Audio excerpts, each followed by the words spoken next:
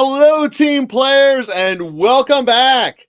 I'm so glad to have you all here today. Obviously, hitting up the next week, getting this things correct as we are on Wednesday of getting the great answers in for making our fantasy weekend spectacular and amazing once again, as is our goal every week. So, we got lots of team players already shooting in questions, particularly starting here with Dan and Jesse. Welcome to the party. So, quick hitter. Not sure if I should trust Tucker Kraft after his goose egg last week.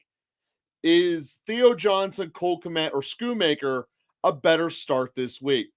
So, I understand the fear with Tucker Kraft. Quite frankly, it's a fear that I had with him earlier in the year, and then he kind of kept producing for a little bit. The thing is that the Green Bay passing game is inconsistent, right? I mean, that's just the way that it is. And it's not inconsistent in the fact that it doesn't produce. It's inconsistent about who it doesn't always go to. When I look at it, I still realistically don't think that Kraft is ever going to be more talented than number 3 or 4 in relative to the other playmakers on the Green Bay field. So the possibility of goose eggs are going to exist as long as you're number 4. It's just the way that it is. So when I look at your other choices, however, I'm not exactly in love with them. The thing that the Packers do have going for them this week is that they should have a pretty good pocket in terms of pressure rate. And when you have that, it kind of just gives everyone more time. You get flat. Every quarterback has more time, is more accurate, and more production. So I look at that and go, do I trust Rush with Schoonmaker, 2 backups? Not really. Do I trust anything with Chicago? No. So long story short, by process of elimination, I still think Kraft is going to be your best option, Dan, and that's who I would go with. Would I be scared of starting Jennings this week with Purdy's injury? So unless there's been an update on Purdy in the last 2 hours, he's still listed as day-to-day. And when you have that, we rank players by when they're listed on the injury report as limited, is obviously giving them a ding. But we don't ding them so severely that they are out of contention. So I say this to say that I'm not scared to start him. I still think that he has a great matchup. He has good situation written all over him for this week. Am I concerned with him? Is he losing tiebreakers? Possibly, but it's still too early in the week. What matters the most to me is the Thursday and Friday practices. If Purdy is in them as a full participant, zero fear. If he's in each of them as a limited participant, partial fear. But I'm not going to downgrade him to the point where I'm starting, I don't know, like I'm not starting Dobbs over him or anything like that. Like I'm not going down that low on the tier front for where it is. Defensive question. We're looking at Rams or Broncos this week. Well, one of the cool things that we do here at Local Football Flavors, we put those defenses up there. See that Denver and LAR's third. Denver's not on the list. So there you go. Denver, I believe, is our 6th one or 7th one this week, but the Rams are 3rd. So that's the answer that week. Alrighty. Just saw that Mike McCarthy said Ferguson is unlikely to play this week. So it looks like Schoonmaker's in it to play at streamer. I think I'm leaning towards him after he had 10 targets. He did get a lot of targets when he was in earlier in the year with Ferguson out. There's no doubt about that. But the first go around we had with that, Dak was at quarterback.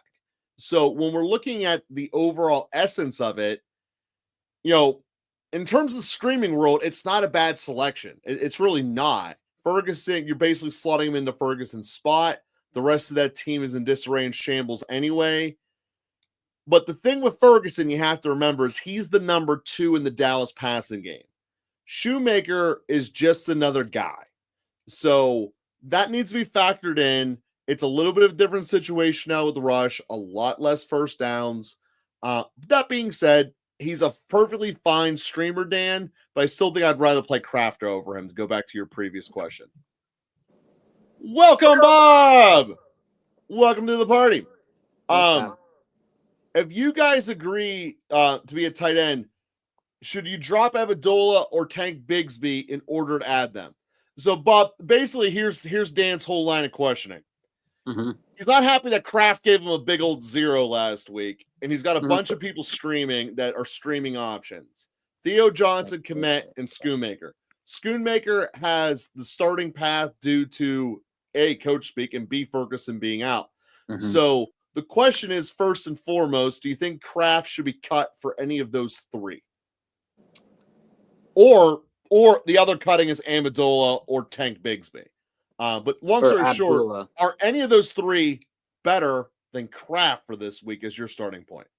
So, I mean, Dan, there's a lot of ways to think about it. I mean, when we look at the big goose egg, and this is just something going back in the past, we've seen Calvin Ridley throw up goose eggs as well and then come back the next week and be on fire. So I think one of the things that you would want to look at is historical usage of that position for that player, right? So up until Ferguson gets hurt, he's at a pace where he's in the top 8 in terms of targets. Okay. Tucker Kraft is sitting outside of the top 15. Now, one of the things that buoyed Tucker Kraft over the course of the last couple of weeks has been the touchdowns. And as Joe stated a couple weeks back, is that the likelihood that that pace continues is not likely. Now, San Francisco, in terms of like tight end matchups, I mean, while not the best, is not the worst either. So you could go. There is a pathway to say that is, keeping Kraft would be okay. But then looking at what Schoonmaker did with Cooper Rush is that he has been targeted last week specifically 10 times. And one of the things I always believe is to follow targets. If you follow targets, good things are going to come. And so when you targets are the most predictive part. When you look at Tucker Kraft, while he's getting a fair share of a cut, he's never been over, other than week 4 at Minnesota, he hasn't been over 6 targets all but like once since that Minnesota game, right? So I look at it and I say that there's a definite pathway that it would make sense that if you wanted to drop Tucker Kraft and you were comfortable dropping Tucker Kraft and moving into Schoonmaker, follow the targets. But there's not a good sample size on Schoonmaker yet. But the sample size that I'm using is not Schoonmaker's, it's Ferguson's. And up until Ferguson's injury, there were 2 times this season, one of them, or both of them with Dak, of course, where he was getting 10 targets. But he also had games where he was below 5. Not that many, but this offense does predicate that it is going to use its tight end.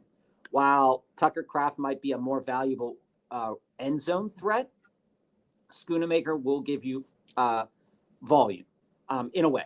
So I'm okay dropping Kraft for Schoonmaker. It's weird, but I think it's okay to think about that. Now, with Cole Kmet, there's not enough volume there. And Theo Johnson, again, we'll have to see what Tommy DeVito does here. But with Theo Johnson, the targets the last couple of weeks have the Giants done anything with the tight end in the last 4 years? Have improved. So if I wanted to chase volume, I think Schoonmaker would be a good choice. And I am okay moving Tucker Kraft because Abdullah might have the starting job with the Raiders. While it's not a great starting job. No, he does. That's not a might. It's just the problem is it's going to be no push. Okay, it's still a starting job. And Tank Bigsby, when he's healthy, will probably move back into a prominent role in some capacity. So I do think Tucker Kraft is a drop for Schoonmaker, but I also think that, as long as you're not going to be upset if he goes off for a touchdown. Yeah, I mean, the bottom line, I guess here's your answer, Dan, is we're in agreement if you're going to cut one. You're not keeping 2 tight ends on your roster. You're not cutting Amendola or Bigsby, but it's your call about whether you want to go with Schoonmaker or not. It seems like you're personally leaning Schoonmaker, which, again, chasing volume and targets is totally fine. Chasing yardage and touchdowns tends to be sadness, just as a general rule for what we're chasing here. Is it too much to start Ertz and Seaberth this week against the Cowboys? Well, if Seaberth's healthy, I mean, he basically should be a start. Washington gets into field goal range constantly. I think he's the number 2 or number 3 kicker, even though he missed a couple of weeks. So I'm totally fine with playing Siebert if he's healthy. The thing is I need to know that for sure. And personally, in my own league, I wasn't rolling the dice because I'm not holding the extra spot for him, and I just put in a different kicker. Personally, I put the Rams kicker. So is it too much to start both a kicker and a tight end from the same team? No, I mean, to a degree, they're correlated. There's no real issue with that. There's nothing wrong with Ertz. He's in that category of just always possible of getting you the 10 points, but no guarantee. Yeah, Ertz is, and since we're on this tight end discussion and we're talking about targets, Ertz is at 61 targets. That's 6th in the NFL for tight ends this year. So the targets are there, and tight ends don't usually accumulate a whole bunch of yards. So, I mean, that's not really what you're looking for. And he hasn't accumulated a lot of touchdowns. So that market's kind of like whatever. And he has a game as well where he went for 1 catch. So tight ends can be taken out of the game. And, there was a game where he had 8 targets, but only 2 catches. So, the targets are there. They're absolutely there. But the yardage is so low. So if you're in a half PPR or PPR league, Ertz is a fringe tight end 1 almost every single week. I mean, that is undeniable. So I would be okay rolling out Ertz. But I'm also, asking myself, could there be a better option? But again, last week, Dalton Schultz, 5 of 7.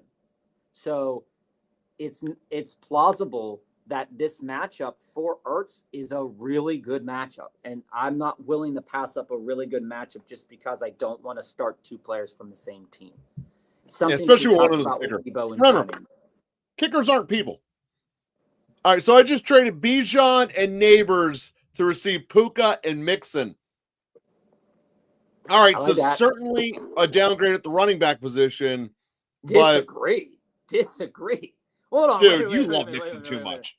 Maybe here's where we're starting, Bob. Here's where we're starting the no agreements. You love Mixon too much. Hold on. How do you hold on to nothing?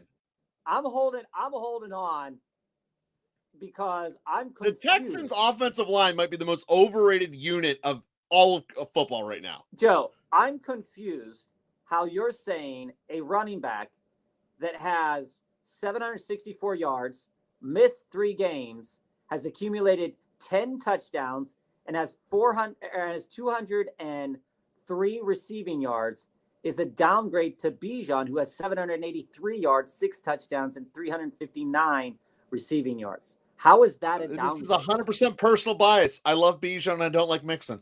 Well, I get it. Bijan's schedule is great. But what I want to point out here is that Bijan and Mixon both have their buys coming up. So it's a push. I get that.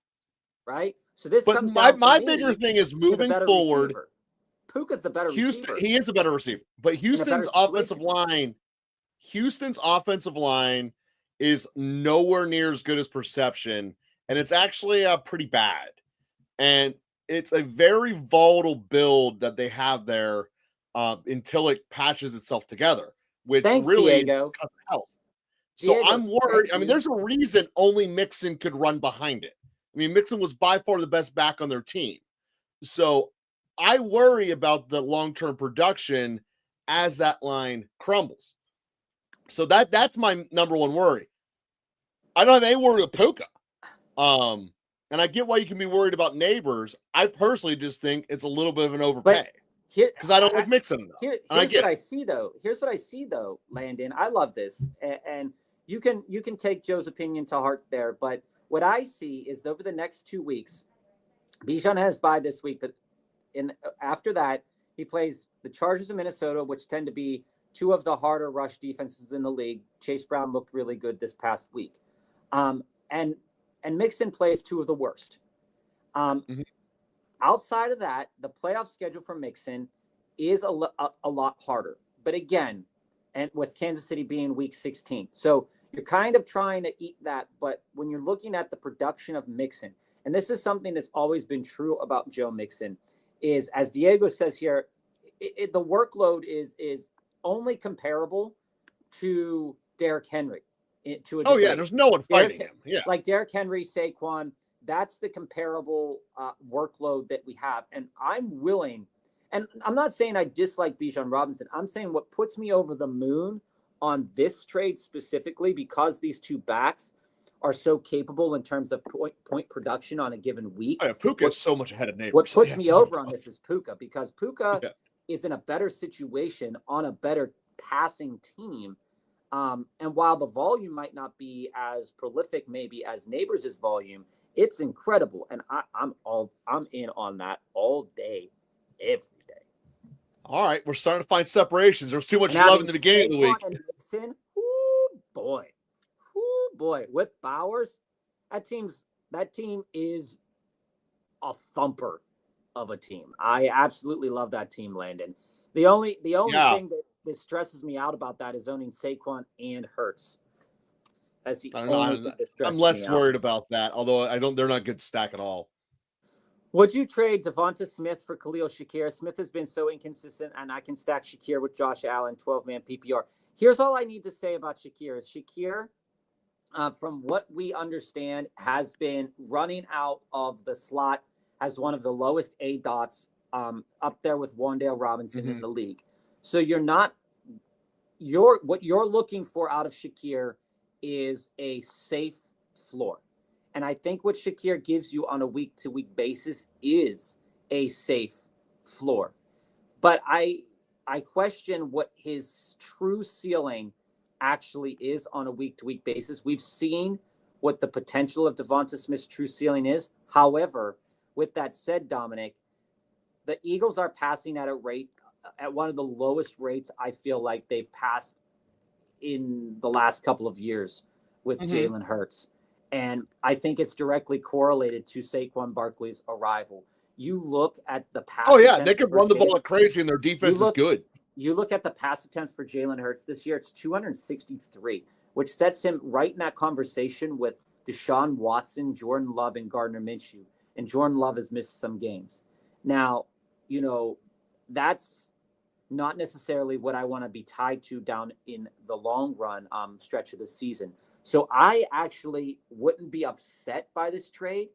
I would try to see if I could get a little bit more than Shakir, but I think right now at this point nobody's going to give up more than Shakir to move into Devonta Smith, because they're seeing exactly what we're seeing. So they're similar. Bob did a very good job breaking down the different types of receivers, because Smith is more the home run, Shakir has the limit. But the thing is that with the stack, I'm enticed to do it. If you didn't have the stack, I wouldn't even consider this. Yeah. Let's just put it that way. I know Devonta Smith is inconsistent. That's fair, and that's probably not going away. But overall, I'm treating this from, if you didn't have Devontae Adams, a pretty hard pass to a coin flip about whether or not I would do it. I don't have a strong passion for this one way or the other. If you're never starting Devonta Smith, you shouldn't be starting Shakir, though. That part does need to be said. And if you're not starting either of them, I would want to hold Devonta, because there's a chance he gives you a much bigger blow-up game than Shakir. And if you're not starting either of them, you're saving them for the trade upgrade down the road. And Devonta will definitely give you more down the road trade value than Shakir ever could. All right, next one. Jason's here. Ertz or Shoemaker? Dude, we're going to get this a lot today, aren't we? Ertz has a great matchup. When you look at, I mean, it's in the same game. So, I mean, when I see this and I say to myself, which one would I rather have, is I want to know, I would rather take the team that's going to be out on the field more. Okay. So looking at it, there's a very good likelihood that the offensive drives for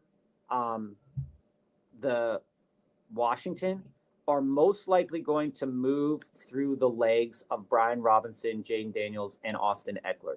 And there's a very good chance that when you look at what the time of possession is as the game goes on, that it is more likely that Washington will hold the ball more in this game on offense because their defense is much better than Dallas's defense is.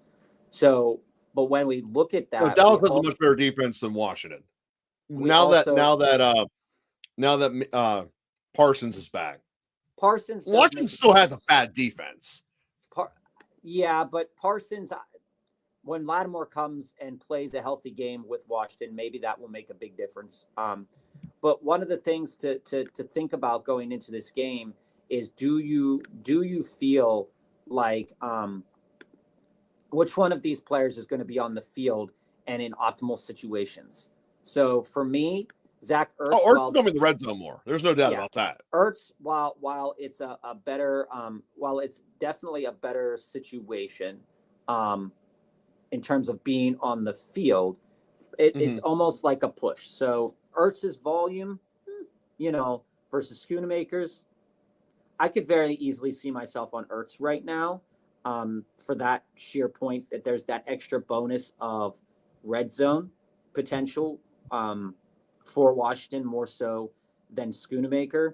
And because I feel like their volume is going to be pretty comparable this week, I think that Ertz has a better chance at a touchdown this week. So that's where I would fall on this debate, Jason.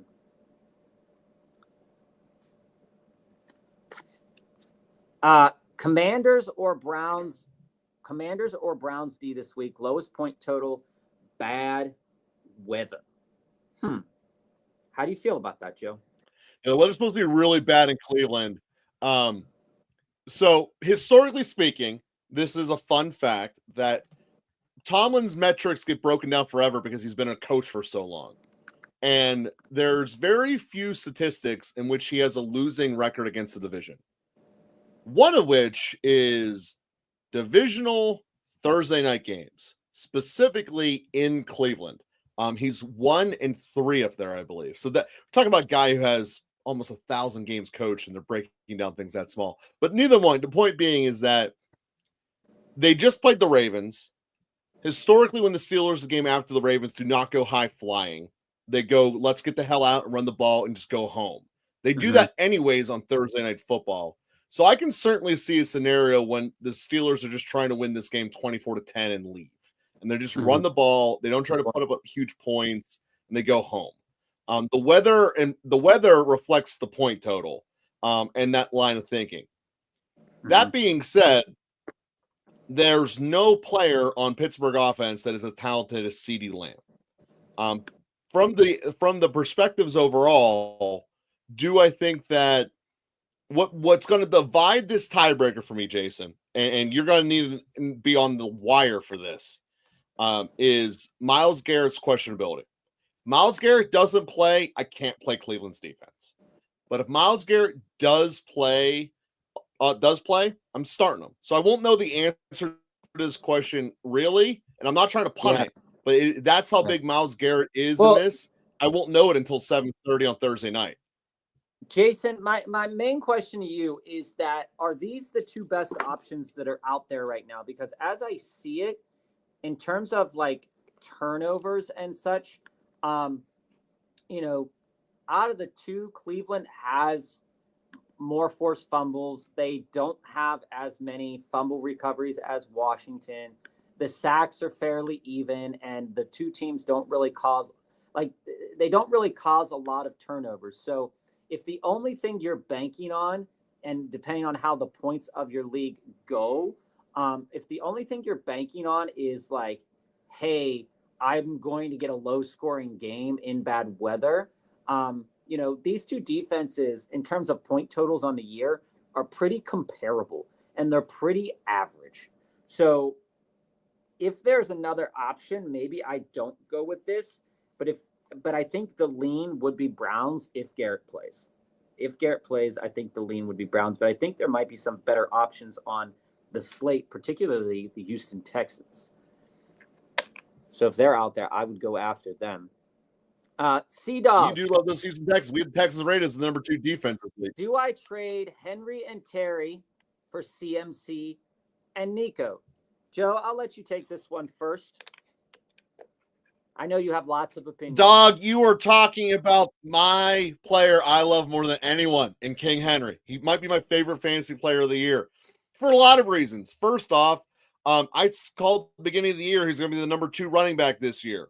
And it looks like he's going to be at worst the number 2 running back this year. So kudos on that, picking up in the 3rd round in virtually every best ball league. Worked out great. That being said, the only player I think can be better than him long-term is CMC. That's both long-term and rest of the season. Collins is a gajillion% better than Scary Terry. And the real reason isn't because Collins is necessarily a better athlete or anything like that. It's just they don't isolate in on Scary Terry as much as I think they should. But that's a side story. So would I take CMC and Nico, even though it means giving up King Henry? I would do that. And I'm there too, C-Dog. I definitely am there as well because of the bye week coming up for Baltimore. I get an extra game of CMC. I get one less game of Nico, but if I'm moving Terry to get into Nico, I think that's a really smart play, especially considering Nico had 2 big plays that were basically, called back, which is really, really, really a bummer. It was. Would I be scared to start Tracy against the Bucs run defense? No, I'm actually more excited to start Tracy because of Danny DeVito. So you keep calling him Danny DeVito, man. It's Tommy. It's Tommy. Danny DeVito. Danny, what the hell? The only reason he's playing is because he was born in Jersey. And the Giants want to get the first pick overall. If not, it would be Love. Or not Love. Who's the loser they picked up? Locke. That almost won the rookie job. They basically have benched Daniel Jones, treating him the same way as the Broncos treating Russell Wilson last year, which is essentially to say, please God, don't get hurt so we don't have to pay you an injury settlement. So that's how they're treating Daniel Jones. And when I look at this overall, their entire offense, as predictable as it always has been, is going to be even more predictable. 3 players are getting the ball. Tracy, Neighbors, Wandale. That's it. You give me a spot where I know you're getting basically a third of the touches throughout the game. I don't care who you're playing. The volume is that good. That's why we're going to have conversations later today, Jesse, about people playing Amendola. That's a horrible team, a horrible situation, but you're still going to do it because the volume's too much. It's too much to ignore. So, no, I'm not scared against Tracy. I'm actually excited for it. Yeah, and I am okay rolling out Tracy because while the defensive looks can be different, the Giants are not like super awful in terms of they're like league average in terms of their running game. So Tampa Bay is league average with certain when certain run styles come out, and I think that because the Giants are league average in everything, I'd be okay rolling out Tracy. I don't think that he suffers a lot from DeVito being there, just because DeVito. I've been saying this again and again. DeVito's basically the same quarterback as Daniel Jones, only from Jersey. Okay, like he's the same. He runs. He's not a prolific passer. It is not that different. And he actually won games with the Giants last year. If you saw the video of him partying in the club, he wins. Welcome to Jersey, baby. Should I trade Justin Jefferson? I think his name is holding his value because he has not produced. I can get Lamar and JSN. Arturo, I know we talked about this yesterday. If you want JJ, and this is what it's going to cost to get JJ. No. He wants to get rid of JJ. Oh, he wants to get JJ. He can get Lamar and JSN. If you don't want JJ, if you don't trust him with Sam Darnold, and this is what you can get, I think it's fair value of a strong position in terms of the quarterback. However, Lamar has his bye week coming up. If you're not already set in the playoffs, I don't really want to move into Lamar. If I'm fighting for every single game, I think that JJ will help you a little bit more, and you can play some waiver wire quarterback roulette and go after a guy that has the same skill set but might not cost you as much, a la Bo Nix. That's how That I being feel said, about Lamar could win you a league. Lamar can win you a league. I'm not taking that. Artur, Against him. The more I'm sitting on this one, I'm not necessarily angry at that trade. It's probably 60% I would do that one. Should I start Murray or Wilson?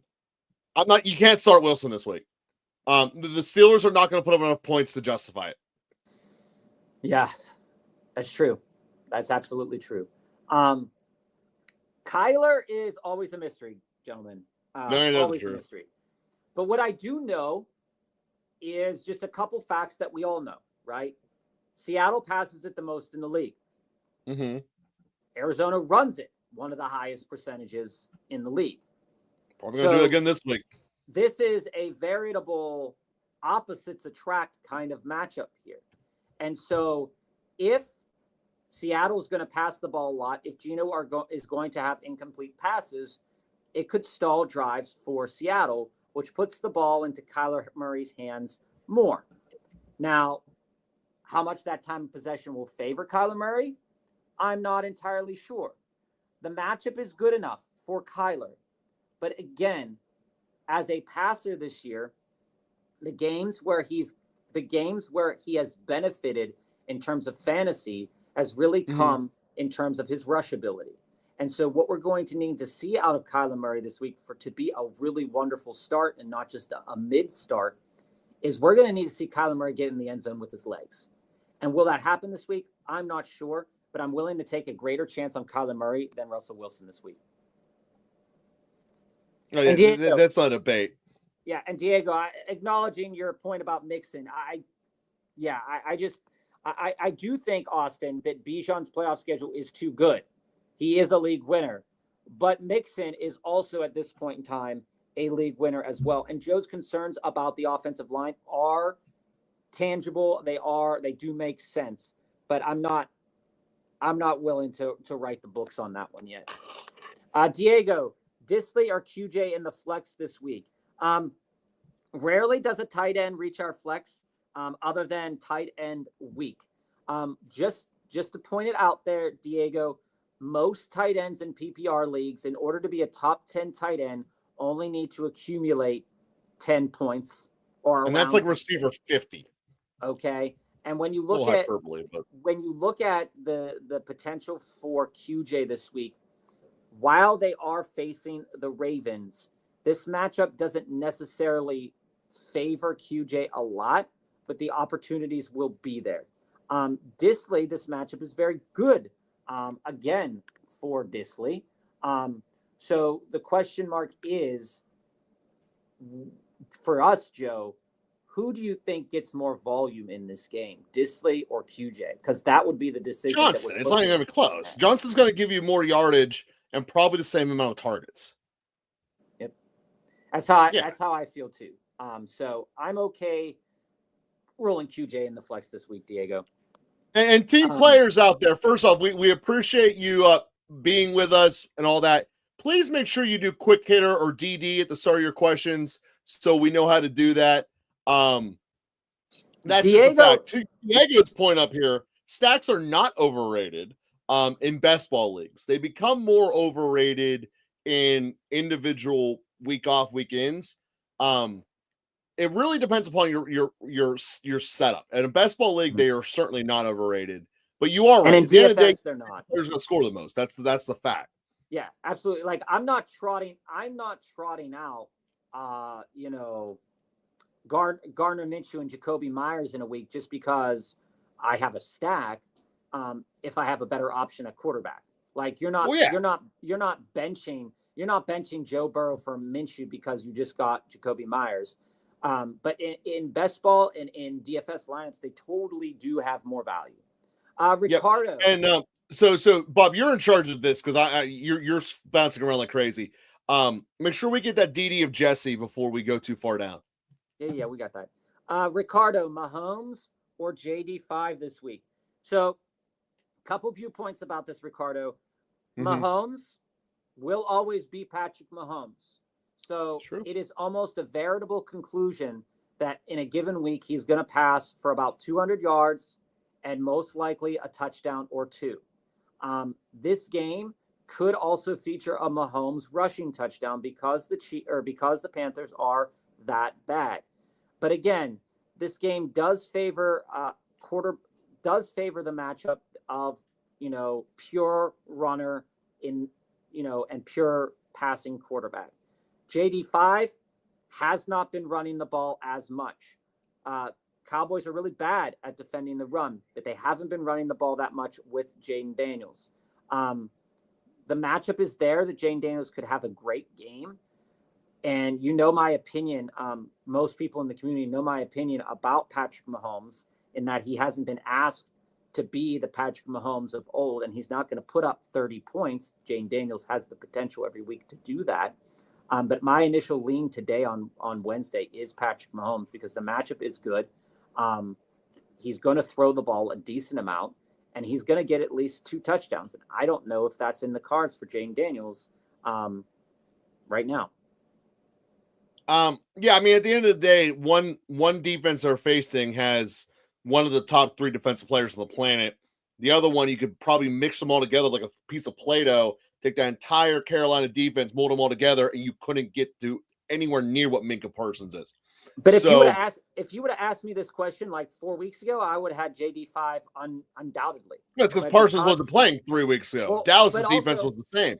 But also JD5 had been running more ever since that. But that is also true. But the big part of this is Carolina is going to get destroyed. Like, you remember that video that they made probably about like 7 years ago now about will it blend it, and the guy put an iPhone 3 in it, and it just became incinerated, and there were sparks everywhere. That's basically what Carolina is going to get because Kansas City isn't used to losing, and they don't like it. And they're going to take some anger out on these people. And they shouldn't lose this week either. So no, they ain't losing this week. They're going to win by a lot. That makes sense. They're not going to lose this week. All right, let's go to the next question here. CC, please talk me through it. I want to start hunting Monty this week over Kyron. I could find a reasonable discussion to make. That starting Hunt and Monty is going to generate a decent amount of touchdowns, but not a lot of yards. Okay. And the same discussion can be had about Kyron. The only thing that's standing in my way of saying that I want to start Hunt undoubtedly is Isaiah Pacheco. Yeah. And the Isaiah Pacheco conversation, you know me, Cece, you've been with us for a couple weeks now, that I am on team Kareem Hunt until they get into the playoffs. I am on team Kareem Hunt until they get into the playoffs. However, Pacheco cannot necessarily be ignored from a lineup perspective right here. One of the things that I want to bring up, though, is that while Kyron's usage hasn't really changed, he hasn't been asked to be used as much in the red zone.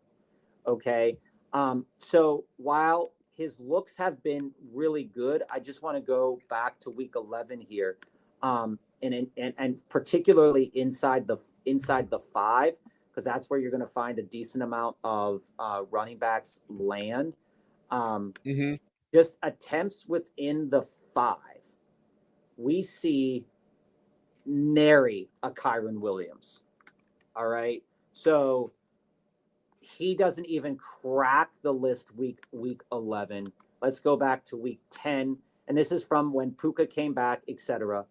And I'll even jump it up inside the 10. Okay. And I'm just looking at attempts inside the 10. And I'm seeing Gus Edwards, Tyler Algier in week 10. And I'm not seeing Kyron. And I haven't seen Kyron in a while. And so that's the only thing that would make me say, week 8, we see Kyron, 3 attempts there. But I need more confidence. I'm always okay starting Kyron Williams because of the volume is just so fantastic. Okay. I can't pass up that volume. He hasn't been used in the red zone. These two guys have. So if you're looking for pure touchdowns, I think it's reasonable that these two guys, regardless of if Isaiah Pacheco starts or not, that these two guys are going to get touchdowns for both Kansas City and Detroit. But if you are looking for more volume, which I don't know if Hunt will provide this week for you, and Monty never really provides, then it would be Kyren. But I think this is a smart play this week. See, I disagree. I think that you did a pretty good thing about pointing out how Hunt at his best day with no Pacheco and Kyren can be comparable. But with Pacheco looming, it's going to eat in some degree of Hunt. And until I know what that percentage is, I don't want to risk it. I don't want to put Kyren sitting down. My answer would be start Kyren and Monty. So let's dive into Jesse's deep dive here, and then we'll get right back into the quick hits. Should I start Otton or Disley? It's a very good point here. So I mentioned yesterday to you, Jesse, that when we look at what the Chargers did through the actions of their GM, they entered into this situation this offseason in a very bad and tight cap situation. And the vast majority of the transactions pre-draft were Chargers released, Chargers renegotiated, basically trying to get themselves under the cap. The only place they spent money to bring someone of value into the organization was Disley. And they are using him more. And his volume is going up. He has a much better quarterback. And all indicators point that this team is slowly converting into the passing team that it was because Herbert's the best player on the team. I apologize for repeating myself from August, but that's what's happening. So that being said, it's I the best quarterback that Harbaugh has had in years. And he's so happy to have a really, really good quarterback. So that's the best quarterback he's had since Luck when he was at Stanford. There's no doubt about that. No doubt so about it. When you look at this, Otton is only in this conversation because Godwin's hurt and Evans was hurt, and he was the only show in town. And Baker passes at a huge rate. Yeah, with Evans coming back, and hopefully, unless I'm just doing hopeful wishing like from Deadpool, McMillan's going to step up. So what I'm really thinking here is that logically speaking, Disley is the safer, better play, not just this week, for the rest of the season as well. So I am certainly going on Team Disley, again, both this week and next week. Not to mention, the Ravens don't cover anybody. So that's the other part of this. They could be in a shootout against Lamar, and I think that you're going to have that Disley effect. Well, I mean, it's definitely not a popular opinion, Joe. It's not a popular opinion for you to unsubscribe from the Otton community here. I'm not unsubscribing from the Otton community. I'm just in love with Disley. But I do agree, Jesse, with Joe's assessment of the game planning here for the Chargers. And I can't pass up, despite Russell Wilson having a pedestrian to very, very bad game because the Steelers, just ended up in field goal range all the time and didn't do much. The optics are there that really, really get behind that. If the Chargers are going to win this game, it's going to be through the air, and it's going to be through moving the ball on the ground occasionally, but less than I think they do in a normal week. And Herbert is a quarterback that can totally exploit, just like Joe Burrow did, this defense at this point in his career, okay? So I really think that when you look at the matchup, one of the things that scares me about Disley is just that, and it's one of the things that has been good about Otton over the course of the last several weeks. It's the amount that he's been playing and the amount that he's been relied upon, because it is a very real possibility at times in the game with the Chargers that Disley won't be running a route and will be asked to block because they are running, right? And that hasn't been the case as much for Otton because Baker Mayfield's passing at an alarmingly high rate. And what but no one runs on Baltimore. And what I would say is that there are going to be plenty more opportunities for Disley to come out as a pass catcher in this game. And the matchup for Otton this week, while good enough, it, in terms of points given up by that specific defense, the Giants aren't giving up as many points to tight ends, because teams don't have to use their tight end against the Giants to be successful. So that's the only piece that's keeping me away from Otton this week, is that there's a chance, because the Giants don't do as much well as Baltimore does. And it's the same thing with like the Baltimore against the run, is that the Bengals were humming against Baltimore in all respects of the imagination, right? So everything was working for them. And then you see the Steelers and nothing was working for them. And so I do believe that Disley, while I don't think either of these tight ends scores over like 16 half PPR points, I could totally see a pathway for both of these players to get upwards of 16 points. Disley through a touchdown and Otton through volume in PPR weeks. So I like Disley more for the touchdown this week. But I don't think that either of these teams are going to have a big problem moving the ball against either of these defenses. So I don't think you could go wrong with either one, but I do prefer Disley right now. Yeah, we got that. I just want to make a comment here. Ricardo, you're welcome. Absolutely. Diego, that's where it's at, man. I mean, it's 100% agree. Best ball is where you want the stacks. And Diego, thank you for continuing to call out Joe on his Danny DeVito nonsense.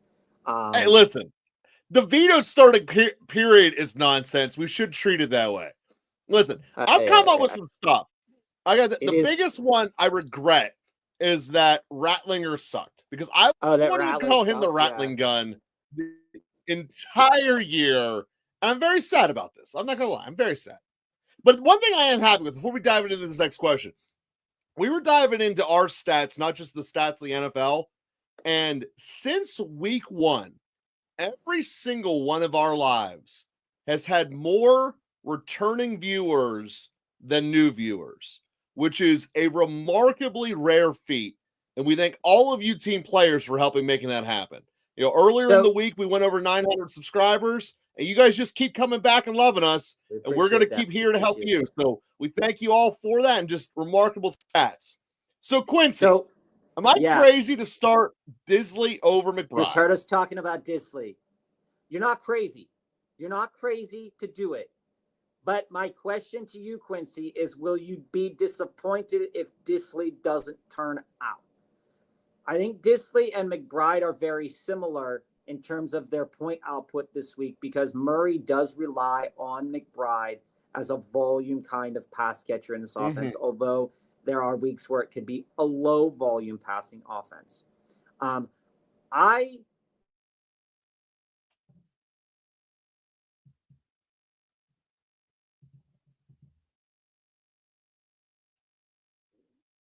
Bob, did you die like yesterday again?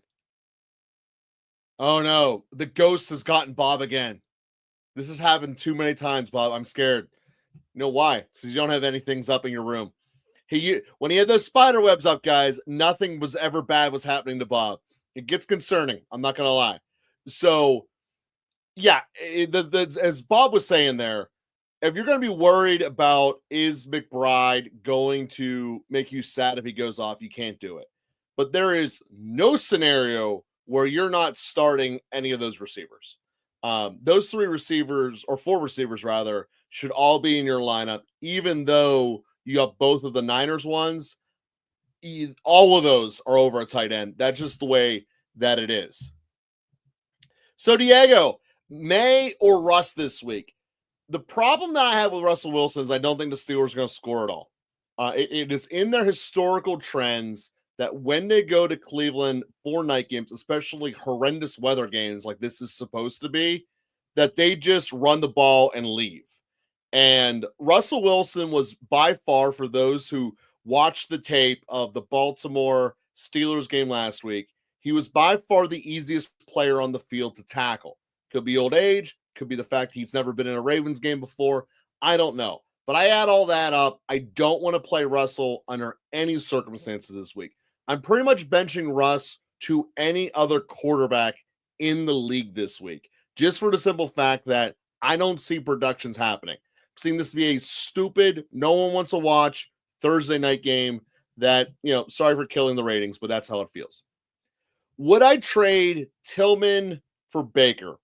Goff is my quarterback. I know you like him, but after the Colts, his schedule gets brutal. First off, nothing gets brutal when you're the grittiest team in the world. Just got to start with that.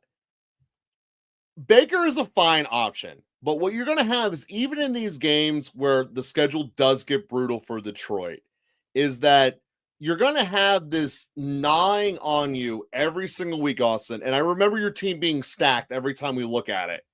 That, do I want to actually play Baker?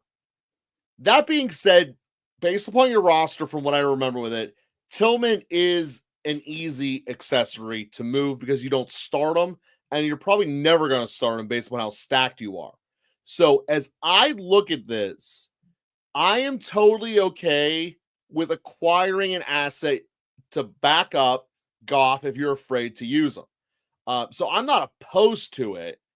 In the world of quarterbacks, when you're moving the quarterback as the piece, they tend to get less return than is normally thought of. I hate StreamYard sometimes. I don't know why it did that again. That's a U connection thing. I figured out why, though. It's because you don't have any spider webs or Christmas trees or turkeys up right now. I haven't moved. Like, this is crazy. I haven't moved. That doesn't mean that your building isn't cursing you for not having fun decorations. But Austin, as Bob will tell you many times, quarterbacks rarely get you the return when they are the piece in a trade. So I think that your aim might be a little bit too low, only looking for Baker out of Tillman. You might be able to get an upgrade higher. So that would be what I'd recommend. Again, I'm going back to everything you said about the strength of your team, the strength of your roster. It's not a horrible thing, but I would aim higher than Baker. Would you trade Tillman for Baker? Yeah, I mean, Austin, I agree with Joe. Everything he said is absolutely true, but I don't disagree that Baker is the quarterback that I would want to go after. I mean, again, high volume. That doesn't look like it's going to change. He was limited last week in terms of what he could produce. Giants, Carolina, Vegas, Chargers, Dallas, Carolina, again on the slate. It's looking super sexy. If you have the ability to move Tillman and that's who you want to move him into, I don't have a problem with it. There's worse choices than Baker. I'm just saying, yeah, you normally get higher than you think you would on the quarterback scale. Yeah, but if Baker's the guy you want, might be able to get a back end piece as well. And Joe, did you answer Diego's question here about May or Russ? Yeah. All right. Because I'm on May, I think, on that one. Yeah, and then this one too. Answer that May or Russ question. I'm basically everyone except for Russ this entire week. Okay. Russ is like my second worst quarterback of the week, only behind Winston. Yeah, and then you got this one from Jesse? We're about to hit it right now, Bob. All right. Some guy dropped Kincaid. Should I drop Ott or Disley for him and Allen, since Allen's your quarterback? I like Kincaid more than Ott and Disley starting point. So whichever one you're not playing, I want to take the floater on Kincaid. How desperate the tight end market is, what the potential upside of a Kincaid when he's right is. I would rather be on Kincaid, basically saying that he can be here. Disley and Otten are in the same tier. Kincaid, when he's right, can be a tier and a half above that. So for me, that's a no doubt. It's just, which one do you want to cut? So Bob, which one? I guess we've answered the Disley or Otten. We'd rather have Disley. So Otten is the one that would be worthy of cutting. So yeah, Bob, are you with that line of thinking, or are you just not Kincaiding it out? I mean, here's what I always have said. You know, I'm willing to take a chance on volume.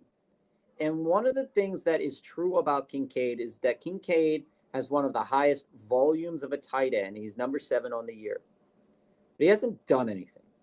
And I'm trying to find the pathway to which he will be successful and do something in which he hasn't done anything yet outside of week 8 with a touchdown. He also has the bye coming up week 12. So I don't think, because you're only logistically most starting one of these players, Jesse, is Joe's right. If you're willing to take a floater on one of those guys on Kincaid, then sure. It's okay to drop one of those two players. But again, is that how much is that floater going to be worth? Week 15, they play Detroit, so I can see some value there. Week 14, maybe the Rams, I can see some value week 14 and 15. So sure, if you're willing to take a chance, because they're not going to be in the snow those weeks or anything like that. But then week 16 and 17, back to New England and the Jets. I don't think they go away from leaning into targeting him, but I'm not quite sure how valuable those targets are right now. So, yeah, I'd be okay moving one of those tight ends, but I wouldn't necessarily want to drop Otton. That's just a feeling. So, I mean, I'm okay, but I don't know if I'd do that. So Quincy, weather's going to be bad in Cleveland. It's Cleveland. It's never good. I was going to start Winston. Would you start May or Tua instead? Tua. And which one would you choose over Winston? Tua. So I don't want to start Cleveland. Because the normal argument for Winston is they're getting blown out. He'll chuck it late when it matters. I don't think they're going to have the ball long enough to be able to. Yeah. No, I agree. I agree with that. So, I mean, where I fall on this, Quincy, is the fact that Tua's matchup is much better because he's out there not facing the same defense that the Patriots are. So the Patriots, they're going to be facing the Dolphins defense who doesn't allow a lot of points to quarterbacks, and the Tua does pass the ball at an extremely high rate in comparison to his peers. So I'm willing to take a chance on the quarterback that passes the ball more in this game because the Dolphins could limit May's rushing abilities. So I'm on Tua on this for sure. Austin here, I believe Joe cleared on your question, or Tillman and Goff. Tillman and Goff, I wouldn't trade Tillman and Goff for Baker. I would try to trade Tillman for Baker and something else. If the guy wants Goff, he's going to have to add in another piece. That's how I fall on that. If he wants Goff, he's going to have to get on a better piece for me. CC, other than the typical, you can't sit JJ with the matchup against the Bears secondary and Darnold being hot cold, would Jennings be a safer play? Puka Cup are my 1-2, so I'd be flexing JJ. So CC, I saw a couple people in the chat commenting on this, and it is insane. The feeling that we have about flexing JJ is a weird feeling. And it is a very real consideration. The Bears have been a decent enough defense over the course of the year. But what I want to suggest to you is I want you to suggest going in and looking up the matchups and the quarterbacks that the Bears have had to face. And we go into just the Chicago schedule over the last several weeks, and it's a veritable who's who of not great quarterbacks. Okay, so you're looking at Drake May.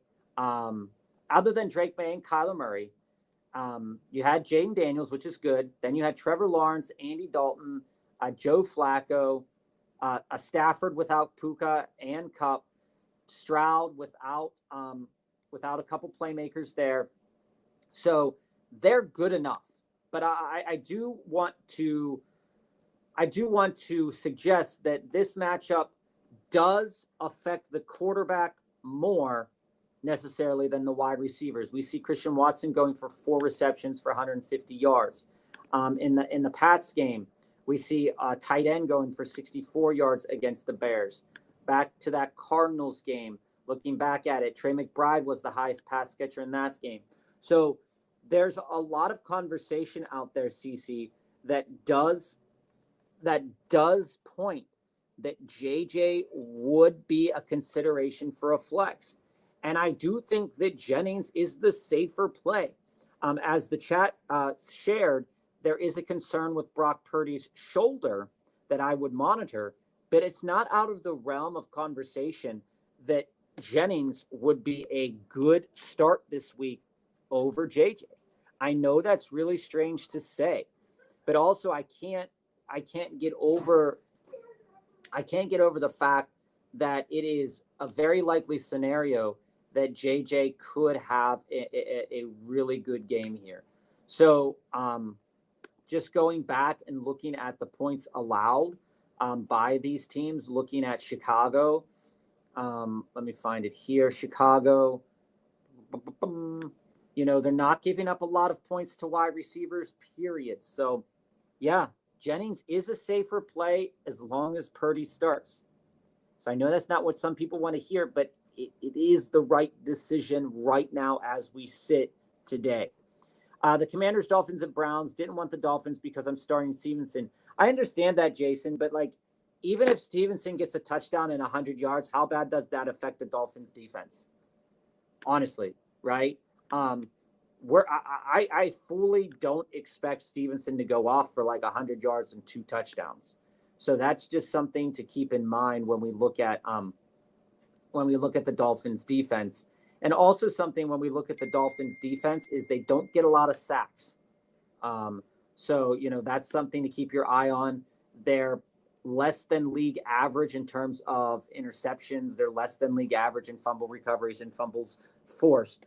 So, yeah, I could definitely understand the Dolphins. While it's a better matchup, the Browns would most likely be a better decision there, Jason. Victor, I have Allen, Nix, K9, Jacobs, White, Jamar, Sutton, MHJ, Jennings, Hopkins, Kelsey. I love that. Just got offered Malik and Brees for K9, Marv, and Hopkins. Just a bit scared because this week would replace Rachaad White for K9 and Malik over MHJ full PPR. It depends on where you sit, Victor, and you can type in the chat where you're at record-wise because I can't quite remember the record that you have. But one of the things I want you to consider is not just this week, but also the future of your team. If you really like Malik Neighbors, the schedule looks great. I don't see much of a difference between DeVito and Daniel Jones as many people do. I think it's okay to move into Malik Neighbors. The only thing that makes me, and I love K9, but one of the things about K9 is that his rush numbers are down because they are passing the ball more. So if he's not getting as involved in the pass game, I think up until this past week, I looked it up, and I think I looked it up last week. He was only at 99 carries. So you look at that in terms of where the league is at, and he is sitting there. He got more this past week. He's sitting there at 113 carries now, at 26th in the league. So finding the end zone was great for him. But in the games where he's not finding the end zone, he's got to get it through the air in terms of PPR receptions. So I think that Brees and K9 is like an even trade. I think that moving on from Hopkins is not a bad move. But if you're scared about starting Rachaad White, I'm not necessarily scared about starting Rachaad White this week. I'm not scared about starting any of those running backs this week for Tampa. And I think that when you look at it, it's almost it's a push matchup for Rachaad White, and I think he could be successful if given the ball. So if you like Malik Neighbors and Brees Hall moving forward, do this trade now, and maybe eat a loss this week if you can afford it. But I see that you're 5-6, Victor.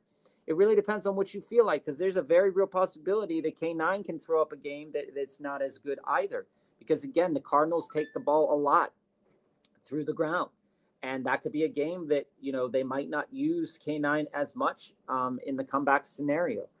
Also, when you look at the figures here, looking at Seattle's situation this week, where am I at here? Looking at Seattle's situation this week is, it's still a push matchup in terms of pass catching running backs as well. So I'm okay with the move, Victor. But the question is, are you going to be okay with it, knowing that you're giving up this week's production of K9? And it could be pretty good. Steve, Ninjoku doesn't have the injury designation anymore. Nice. But with the bad weather in Cleveland, cold, windy, and rainy. So again, Ninjoku or Jonnu. I think you have to push the narrative here for Jonnu. I think that the situation for the pass catchers is going to be pretty good. I don't see Tua passing the ball less than 30-ish times.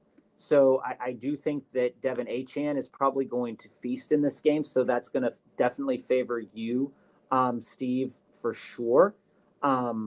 So when I look at it, Tua's missed a couple of games, but every game he's played in, looking at the pass attempts from the beginning of the season onward, 37, 25, 38, 28, 28, 36. And when the environment is going to be like it is going to be in Cleveland, you don't want to overthink the weather. The weather could change, but you don't want to overthink it. There's a very real possibility that Winston doesn't eclipse 30 pass attempts or 25 pass attempts, which could really rein in the possibilities for Ninjoku. So while weather is a big concern, I just want to think about that moving forward. And it's not that much of a difference. I'm willing to go with Jonnu, especially knowing he picked up 28 points this past week. CC, looking to stash a D for the playoffs, currently have the Vikes and have concerns about the end of the year. Thinking about the Bills and the Eagles. Am I overthinking, or is stashing a smart move here? It's not that you're overthinking. It really isn't that you're overthinking. It's you're playing this out. You're thinking about it. You're thinking about it from the perspective of, I want to have an option. My only question to you is, will those options still be on the table a couple weeks from now? Right? I'm never a person that wants to carry two defenses unless I absolutely have to. I was once in a league where I had to carry two defenses, and it was horrible. And I always kept the Lions defense because of their special teams. Most defensive scoring doesn't include special teams now, which is kind of interesting. I am concerned about Seattle's defense passing the ball a lot. They do, Vikings do blitz a lot. They run a lot of zone blitzes and such.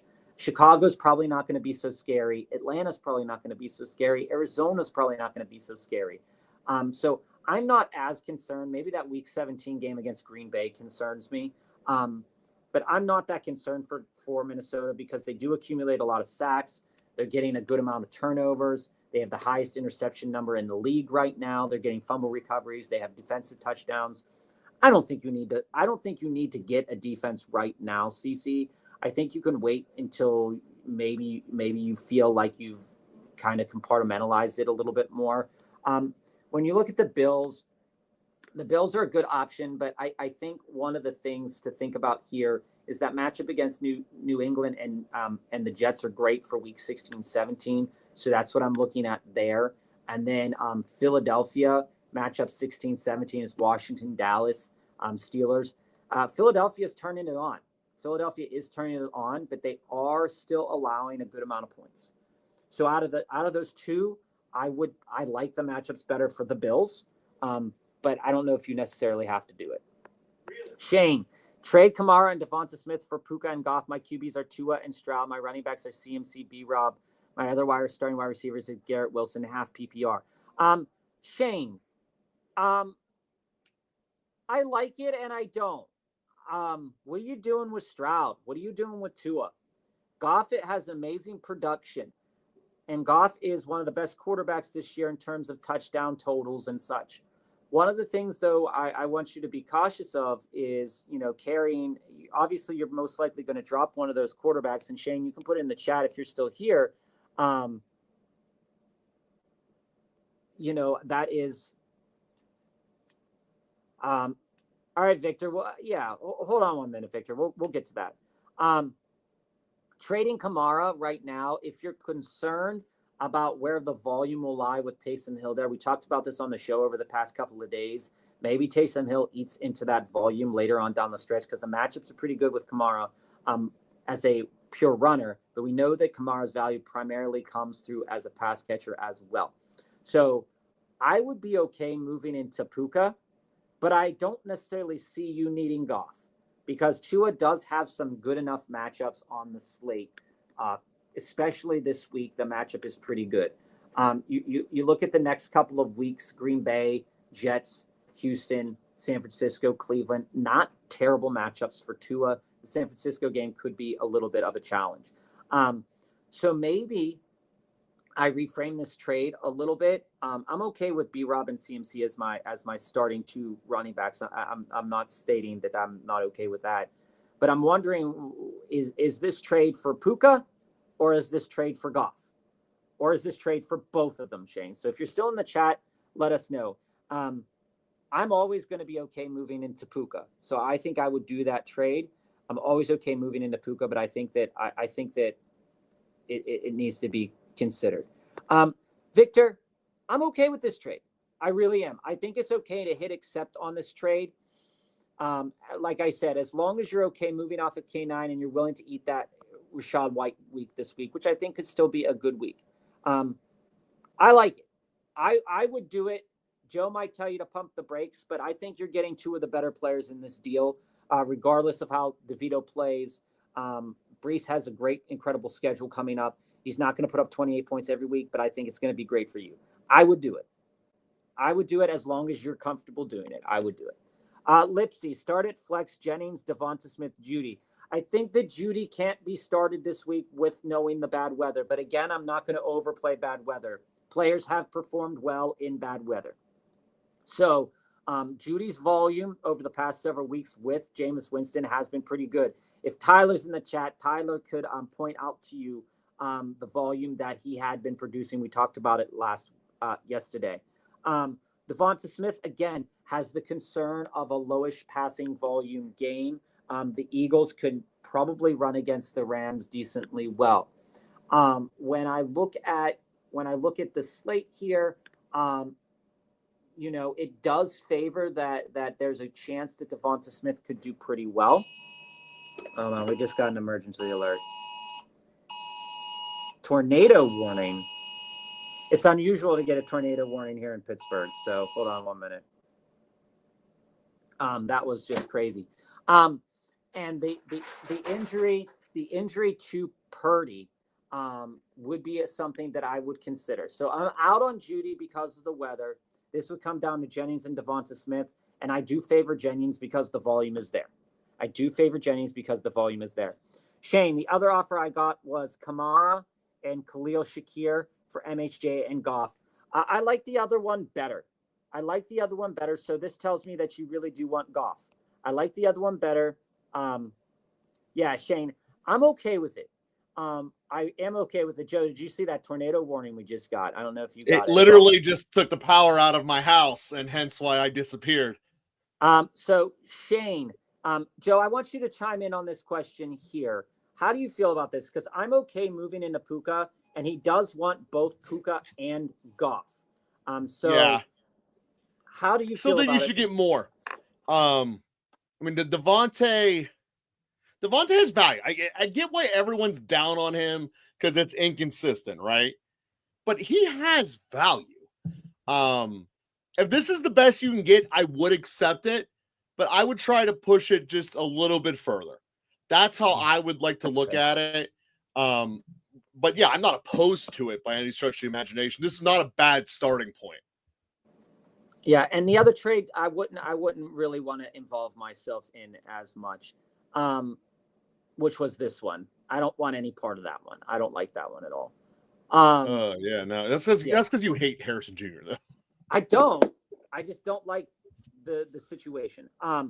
So Jesse, I do not want to cut the Broncos defense outright. Yes, the Rams are better than them for this week.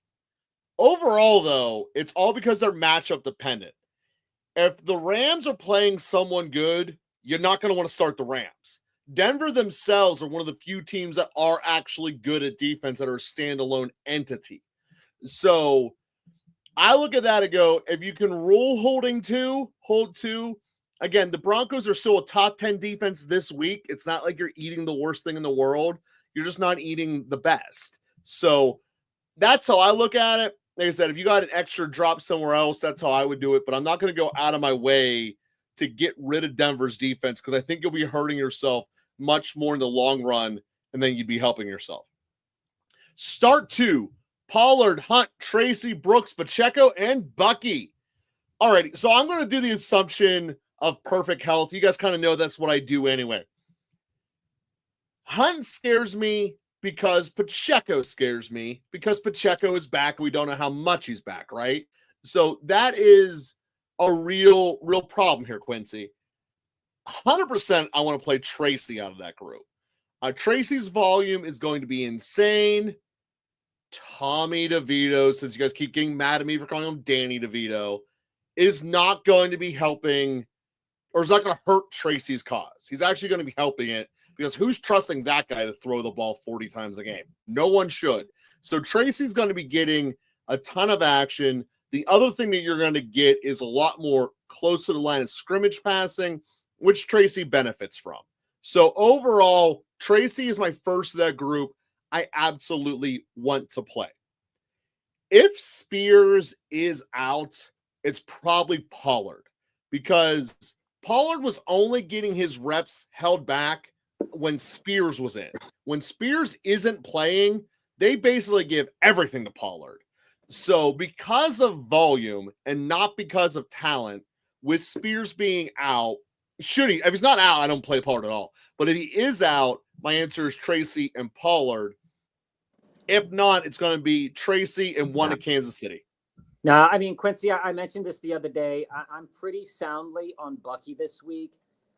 There's a lot. Is Bucky playing? He's been out the last 2 weeks. There's a lot of good optics. If Bucky, I haven't seen anything against Bucky playing. I'm just going off the fact he still listed as out on ESPN. Bigsby's been out, but not Bucky. Bucky. Oh, brain fart. Yeah, no, my bad. You're right. Time out. Bucky's ahead of Pollard. Mixed the two B's up in my head. Last night I just did a trade for Bigsby. So for the record, I got all my wires crossed. I am fully sending Bucky this week. I do like Bucky a lot, and I would be sending one of those two running backs. And I think yesterday that I mentioned that I'd be on Hunt, because I still think that he has touchdown value. But if you're looking for yardage bonuses and yards and touchdown potential, Pacheco gives that to you. I don't think Hunt necessarily will give that to you this week. But there is a narrative that Tracy will have a good game too. So I think my lean right now on Wednesday would be Bucky and Pacheco. And this is coming from a guy that still believes that Hunt is going to have a good game. So just take that information for how you need to, Quincy. Top 5. Welcome back. Lad, Najee, or Rashad at the flex. I think that I'd be over the moon to have Lad at the flex right now. That's right. I am over the moon to have Lad at flex right now. One of the things that we need to know about the Chargers is that Justin Herbert's targeting Lad at a good rate. There is the Baltimore defense gives up a decent amount of points to slot wide receivers. This is going to be one of the safest guys, I think, this week to trot out. And Najee's floor is really low. Just because the game script in this environment is going to be like a slog fest doesn't mean Najee is going to be successful in it. I do think that Rashad is a good play this week, but not over Lad. Top 5, Kansas City or Houston defense this week. I think you can't fight that Kansas City has one of the best matchups this week. But we have Houston as the number 2 defense, and that's kind of the answer. I think you can't fight that. But one of the things that I want to just stress with you when you look at these numbers, despite what this matchup says, is that Houston is 5th in the league in sacks, and they generate a lot of turnovers. Okay. Sure do. Of which Kansas City is not in the same conversation. So it's Houston for me because they're facing Will Levis, who is definitely able to cause a lot of turnovers for his team. Is Lad a better option than Debo this week, or are we still rocking with Debo? Top 5, I'm on Lad over Debo. I think. Probably. I think the volume I love Lad. I think the volume is going to be pretty good for Lad, and I'm just hesitant on the volume for Debo. Again, Debo's one of those players that I feel every week you want to start him because he always has the potential to put up like 30-plus points.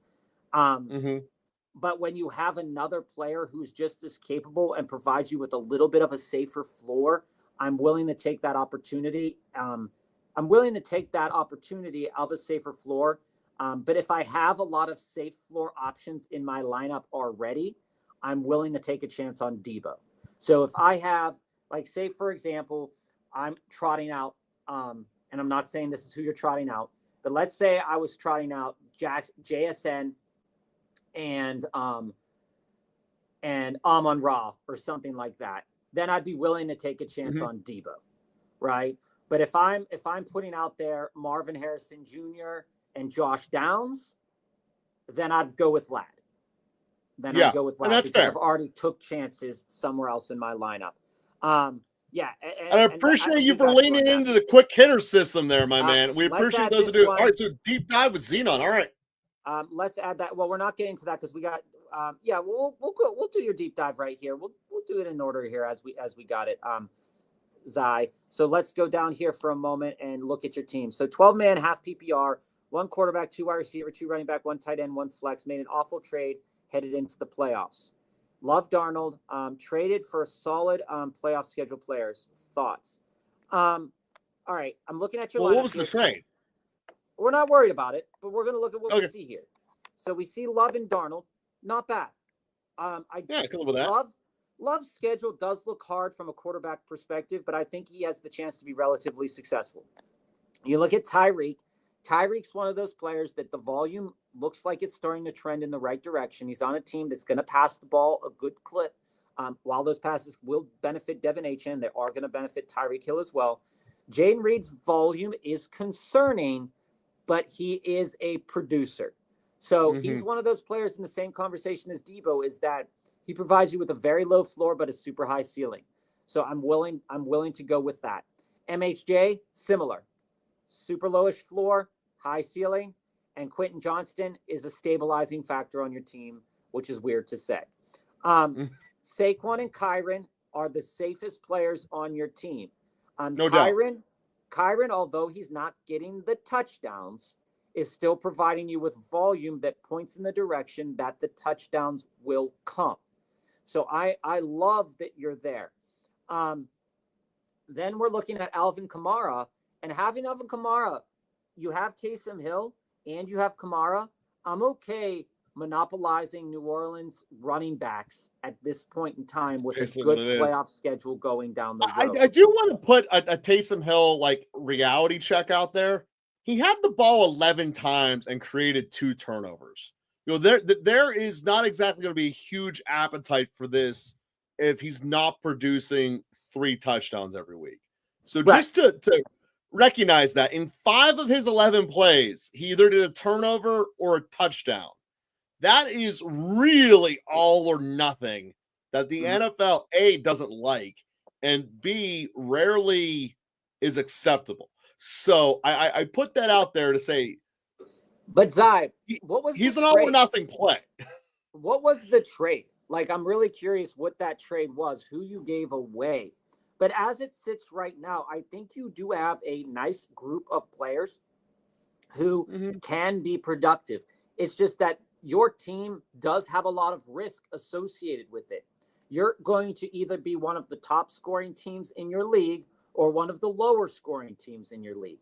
And I think you just have to come to grips with that and start the best players available to you on the week-to-week basis. Because, if Reed can pop up for 30 and Tyree can pop up for 20 and Saquon goes for 20 and Kyren goes for 20, you win.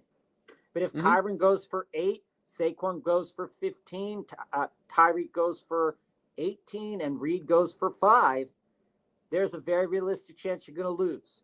So as it sits here, I think that you have a strong team, a very strong team. But the question is just on a week-to-week basis, you have a lot of volatility on your team. So usually that is, if one or two of those players pop off, you have a very good chance of winning. If they don't, you don't.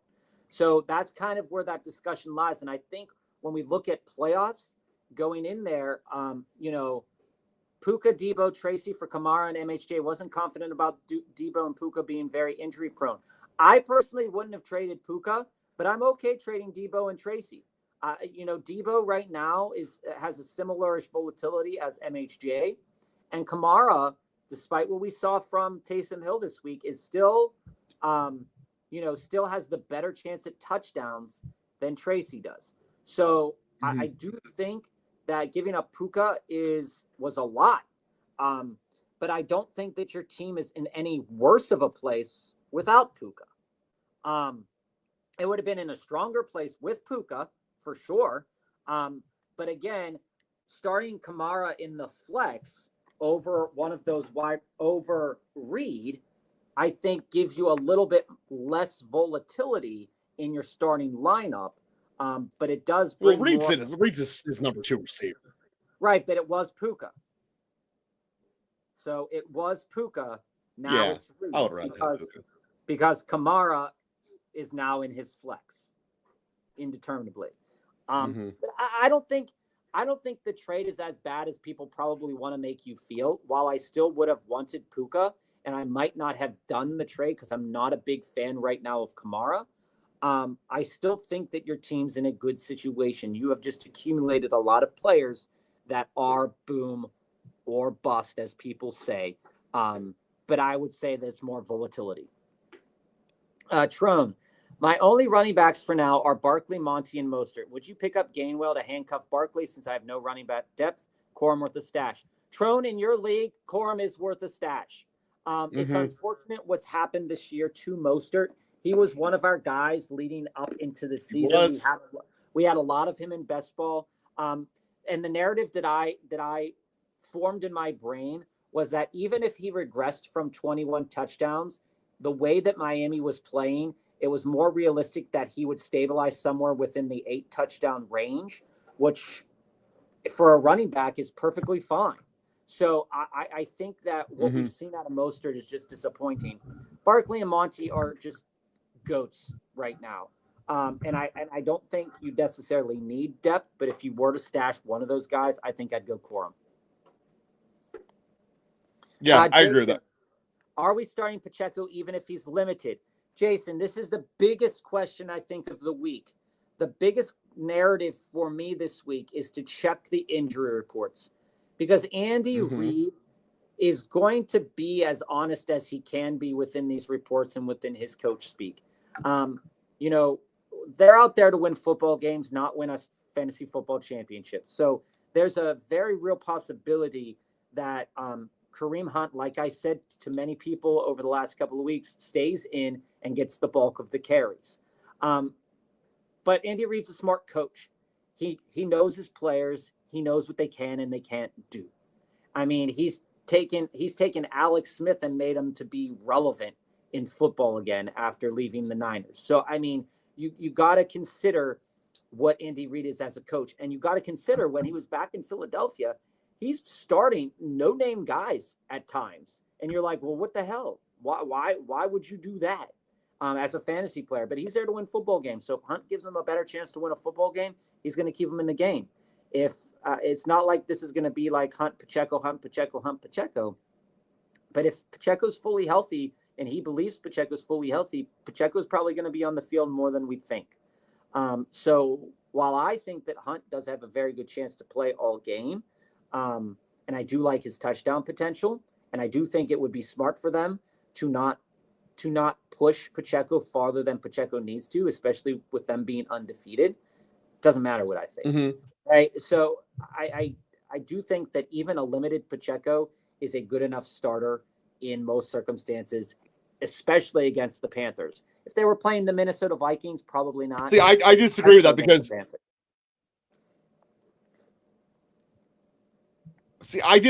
because if you build a roster with Pacheco, you've already figured out how to play running back without him in your roster. I want to go another week of what you built before you put Pacheco in, because I don't think he's going to jump over what your 2 back is right now. Yeah, I don't think so either. Alrighty. But already going to start our Commanders defense.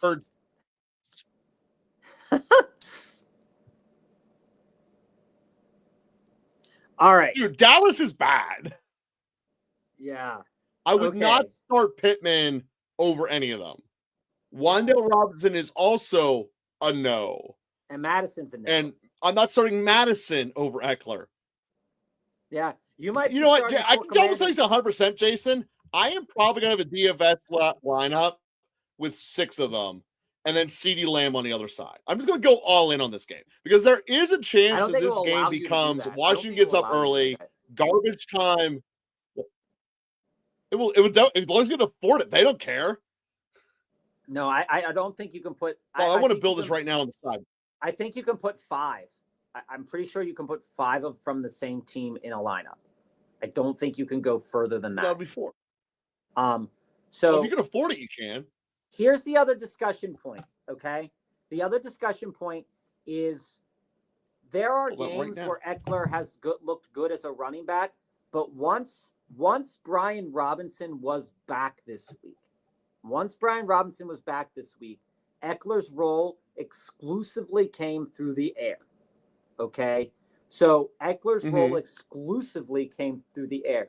So what I'm looking at here is to see how does Dallas play receiving running backs, and it's not that they're not it's not crazy.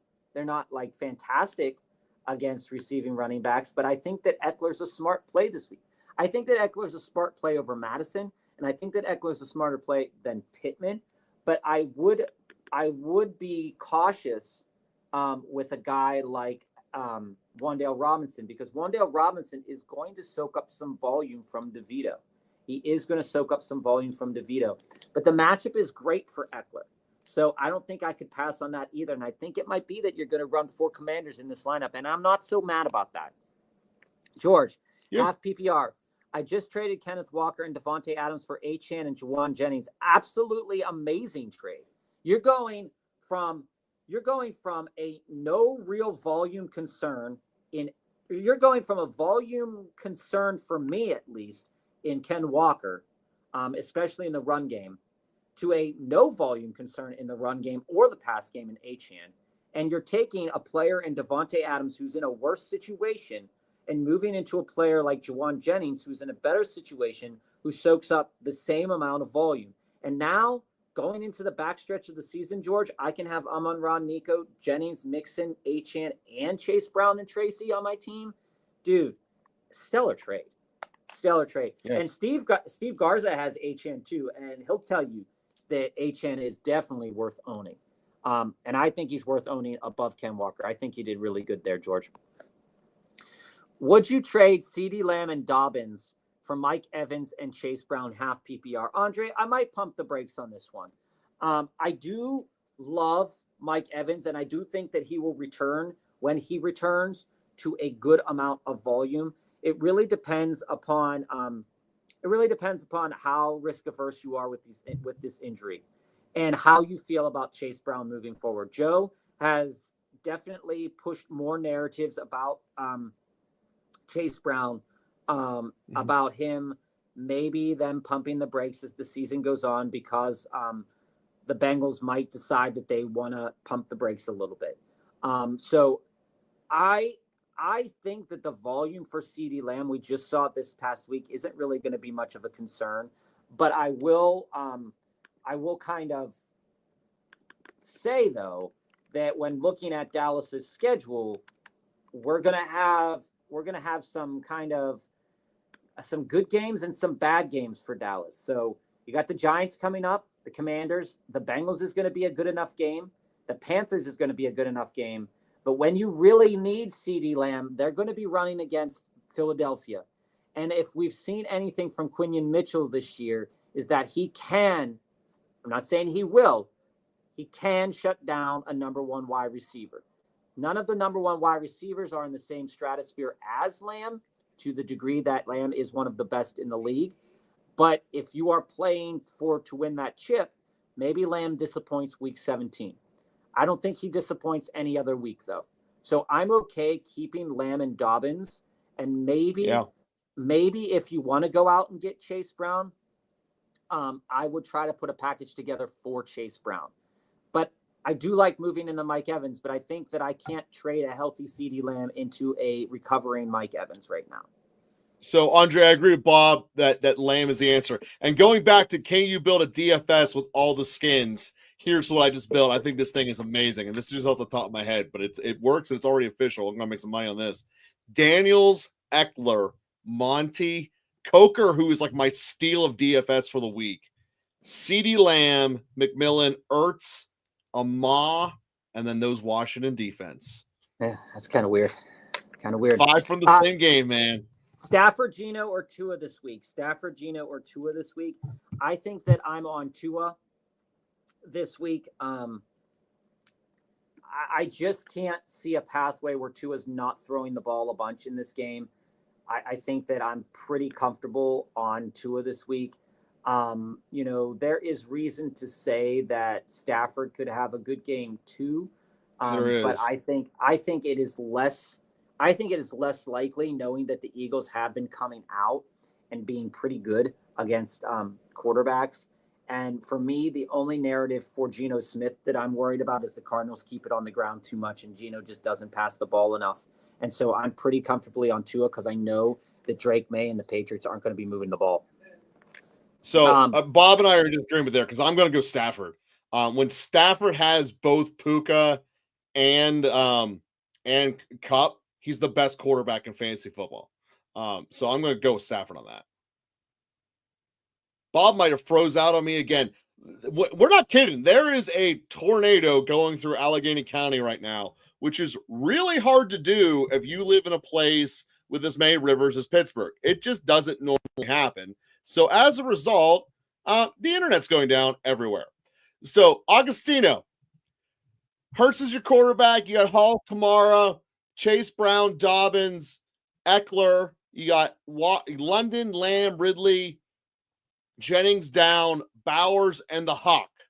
I want to make a big trade before the deadline. What should you do? First of all, I love big trades. So I'm going to make the assumption here that you are operating a 3-receiver league. So that's going to be my starting point with my parameter in this.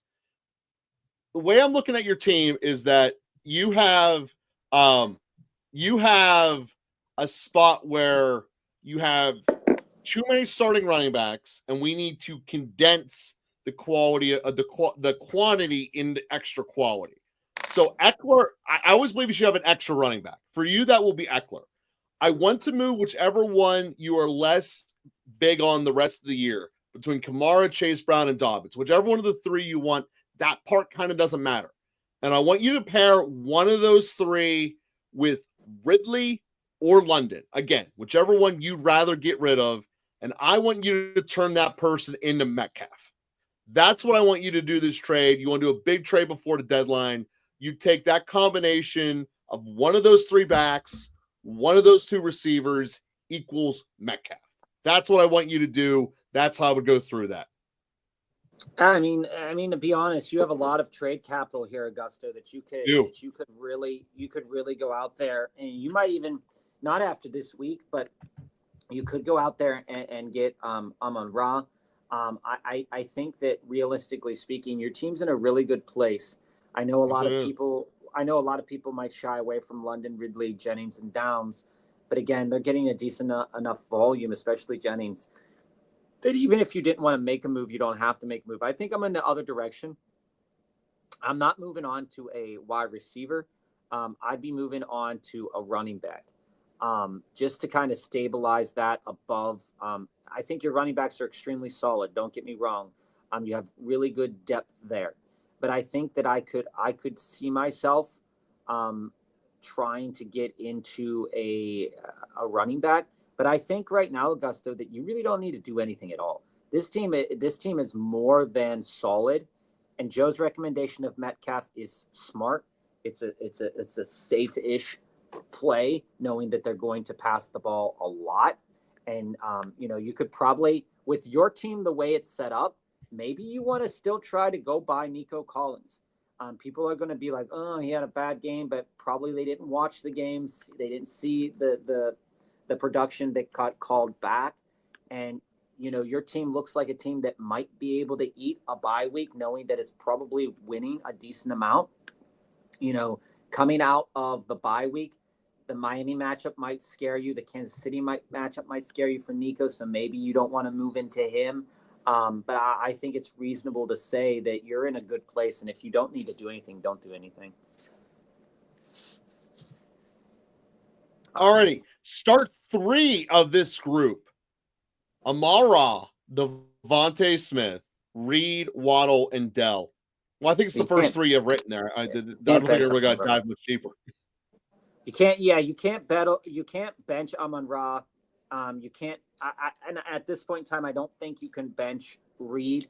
One of the things I want to say is that looking at the matchups here, and this is something that we can do a little bit later. We can also do tomorrow as well. But I want to just kind of bring up that there could be a possibility that Dell has a good game. There could be a possibility that Waddle has a good game. My lean right now is definitely Amon-Ra and Reed. And I do believe that Devonta Smith could have a great game as well. I'm just so wishy-washy about Devonta Smith right now. Really, really, really much. And my lean might be Waddle over them, but I don't like Waddle in terms of the volume that he's been given so far. So, see, if you're going to bench Devonta, I'd pick Dell over Waddle. Yeah, and I mean that's fair. That's fair. So how's the weather in Pittsburgh? Well, first off, Pittsburgh, for those who don't know, has 3 rivers. Al Michael's pretty good to tell you that. But as a result, we have a ton of hills and mountains, which normally makes it very hard for wind to do its thing. But we're in the middle of like a tornado warning. So this is and it's really weird. We have very weird. So if you look up a Google Maps, and we have the Pittsburgh Zoo, which is settled into like a hillside, and couple months ago there was a tornado activity on the hill, or like right behind it. Never happens, which was really weird.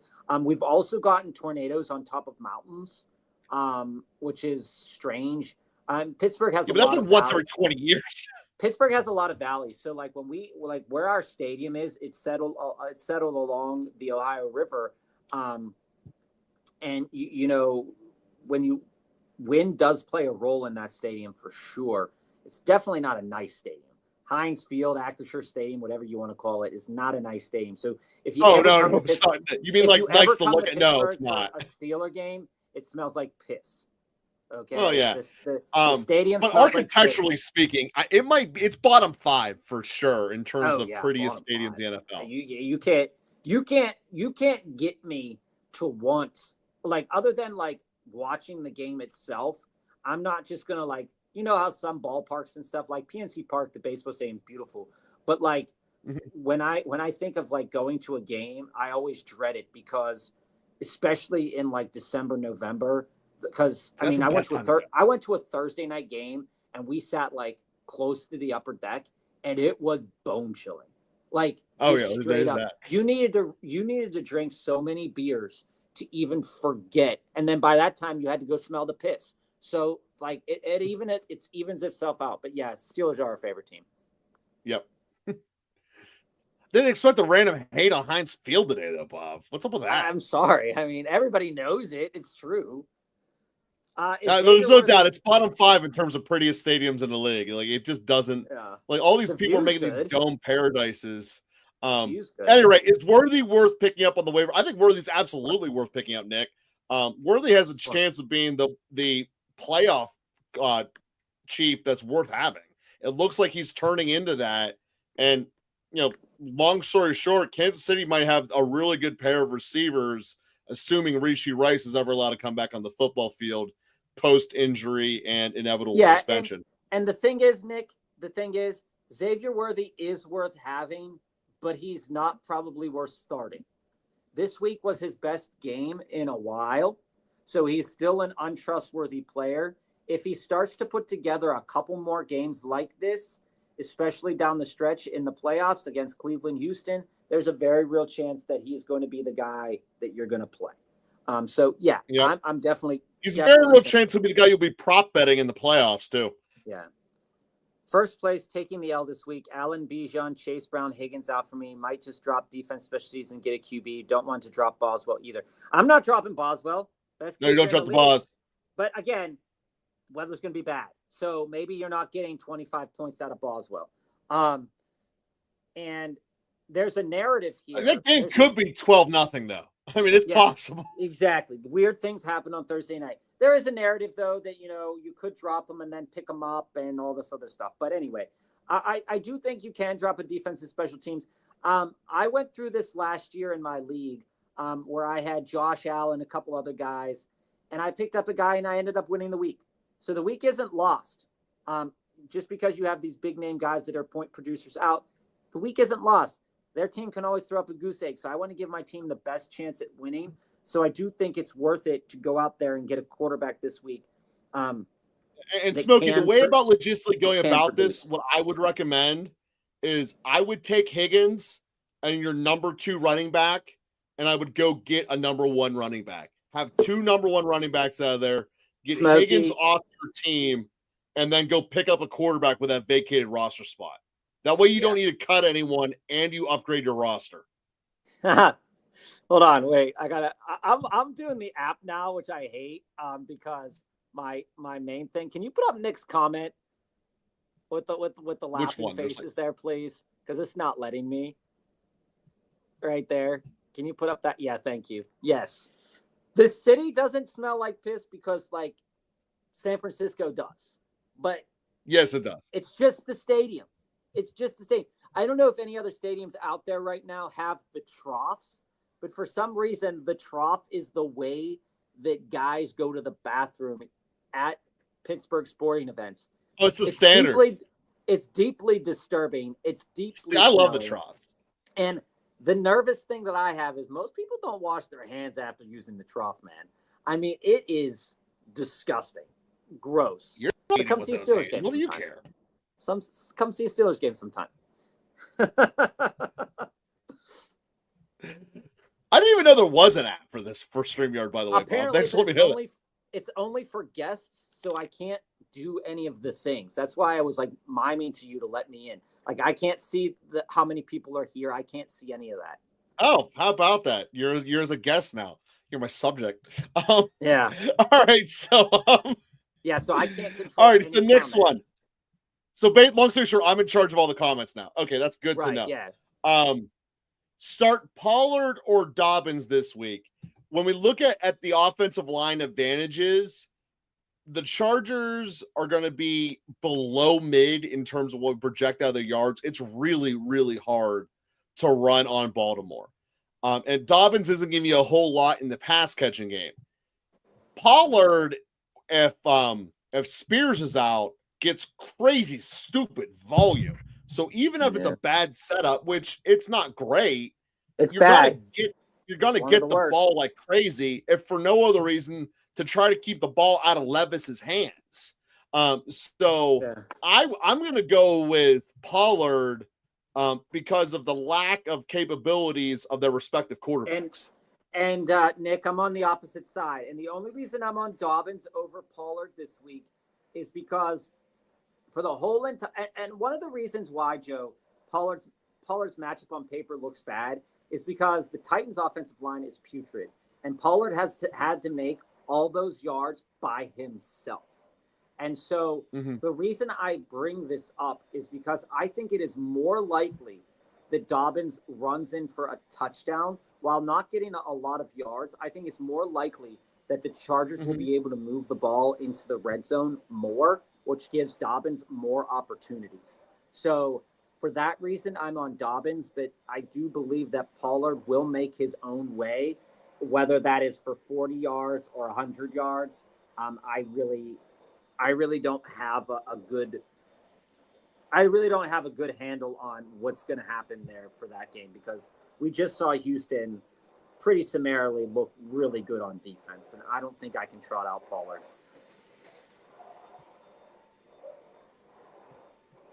Fair enough. There's no reason to have faith in Pollard, by the way. He's one of these guys who've been trying to trade forever. So would you trade or would you flex Debo or Rashad? So top 5, I'm all about Debo. Give me the higher ceiling. Let's go for the gusto and win this thing. Yeah, and there's reason to believe that the Packers 49ers game is going to be pretty hot, pretty good scoring in that game. Both teams can be productive. If I were making this decision today, top 5, I think my lean would be Debo. For everything that I've said about Rashad probably having a successful game, I think that is true. But one of the things that I think will sway my decision either way is the health of Purdy. We saw Steve come in the other day, say Njoku was on the injury report, but now he's not. So, there's questions in my mind that maybe Purdy will be healthy, and there's a good chance that could be a good game enough for Debo. But I think you'll have to monitor the injury reports to make a really good decision. I don't think Rashad's a bad play this week. But again, Rashad does have a ceiling that is capped by Bucky. And Debo's ceiling is being capped by Juwan Jennings right now. As far as this decision goes, the Broncos. Yeah, so I don't think there's not an issue starting Denver. We have them as a top 10 defense. We just have Houston as a top 3 defense. So that's just the difference there. Denver long-term rest of the season is better than Houston, but having both of them is going to be great for matchups back and forth, given how many soft teams are in the South. Houston will have plenty of chances in the rest of their schedule to just blow people out. Yeah, but I also like Houston this week. So, I mean, I think that both matchups are good enough. I would tend to lean Houston a little bit more. But, absolutely. I think that decision is going to be up to you in the end. And Zai, I think it's a good play to go with all 3 of the running backs in your flex and your running back positions. I think that's solid. You went out and you did that for a reason. Andre, that's the answer.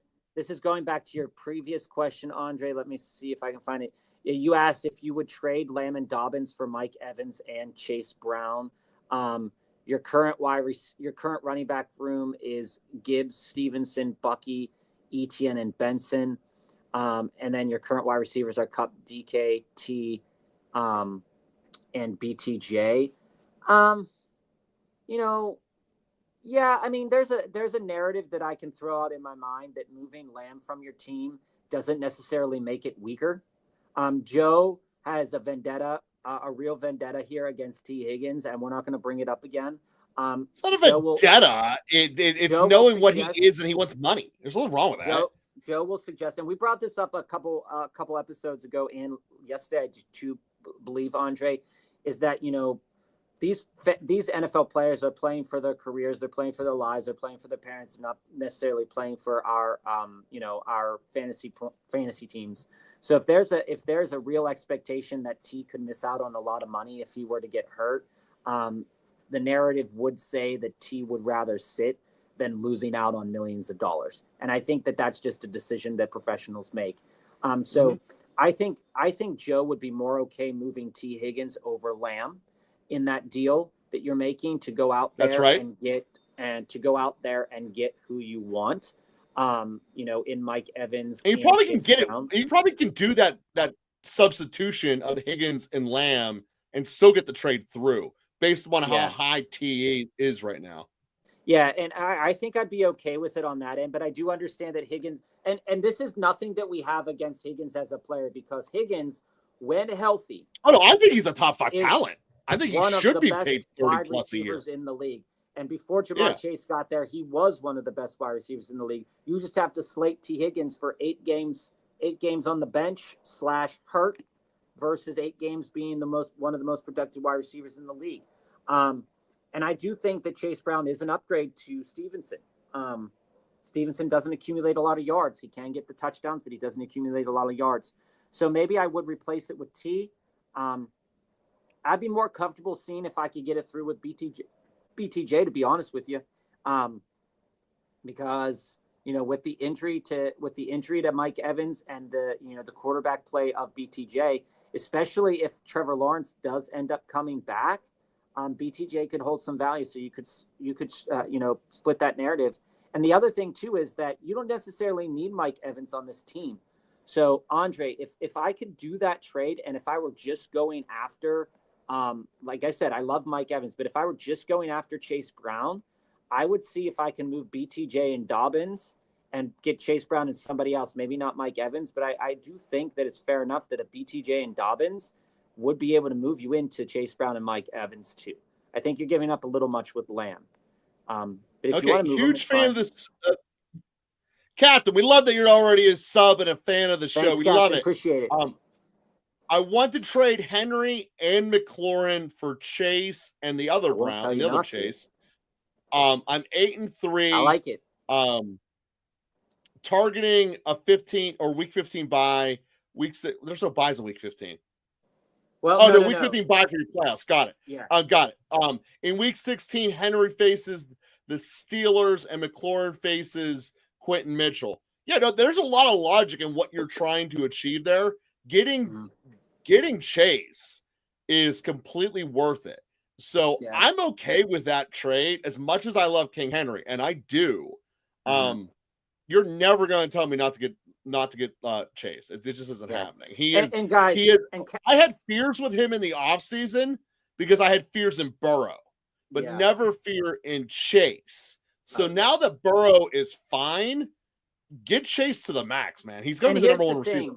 For everybody that watched the show in the summer, one of the biggest players that we had on our board at the top of the draft order, in this order, were Amon-Ra, CD, and Brees and Bijan, to be honest with you, right? Burrow, Jamar Chase was a little bit further down our first round draft board just because we were really concerned about the news of Burrow's wrist injury. And obviously anybody that went out and got Burrow in like the 9th, 10th round because of this news is cleaning up right now because he looks absolutely like 1,000 air yards over the past like couple of games, which is insane.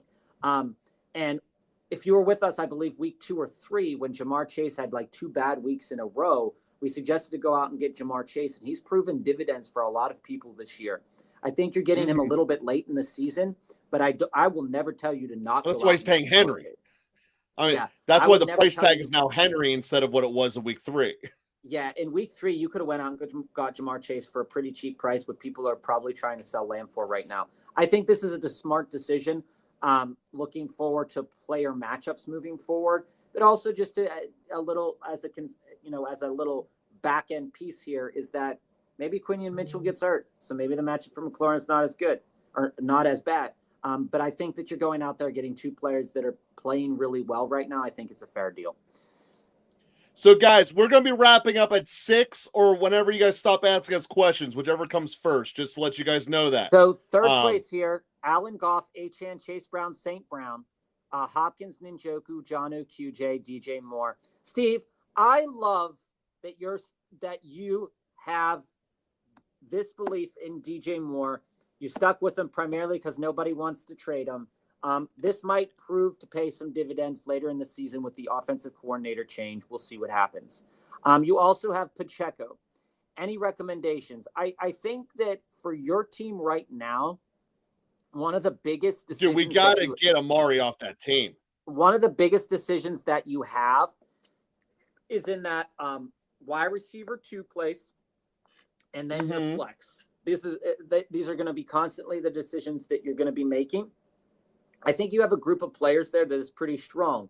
And most likely, moving forward over the next couple of weeks, you're going to get a good feeling for how they're going to use Pacheco, and Pacheco will slot into your flex, which will which will probably allow you that flexibility at the wide receiver position.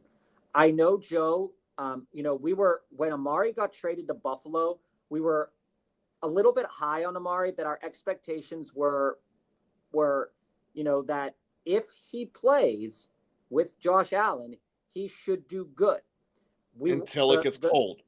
The mirage was there, though, in that first week that he only had a certain amount of volume. He did well with the volume that he had. Then he got hurt. Now he's working his way back from that injury. Now it's going to get cold. But the narrative there for Joe, only week 16 and 17 will they be playing in an environment it's only your semifinals and your championship. So Steve, what I would recommend is, because you can probably do this trade straight up right now with no baggage, I would go Amari for Coleman. You'll be in the better Buffalo receiver. Perception will allow that trade to go through, and you'll be in a better spot. Also, I think that most of the season moving forward, Quentin Johnston is your number 2 receiver right now.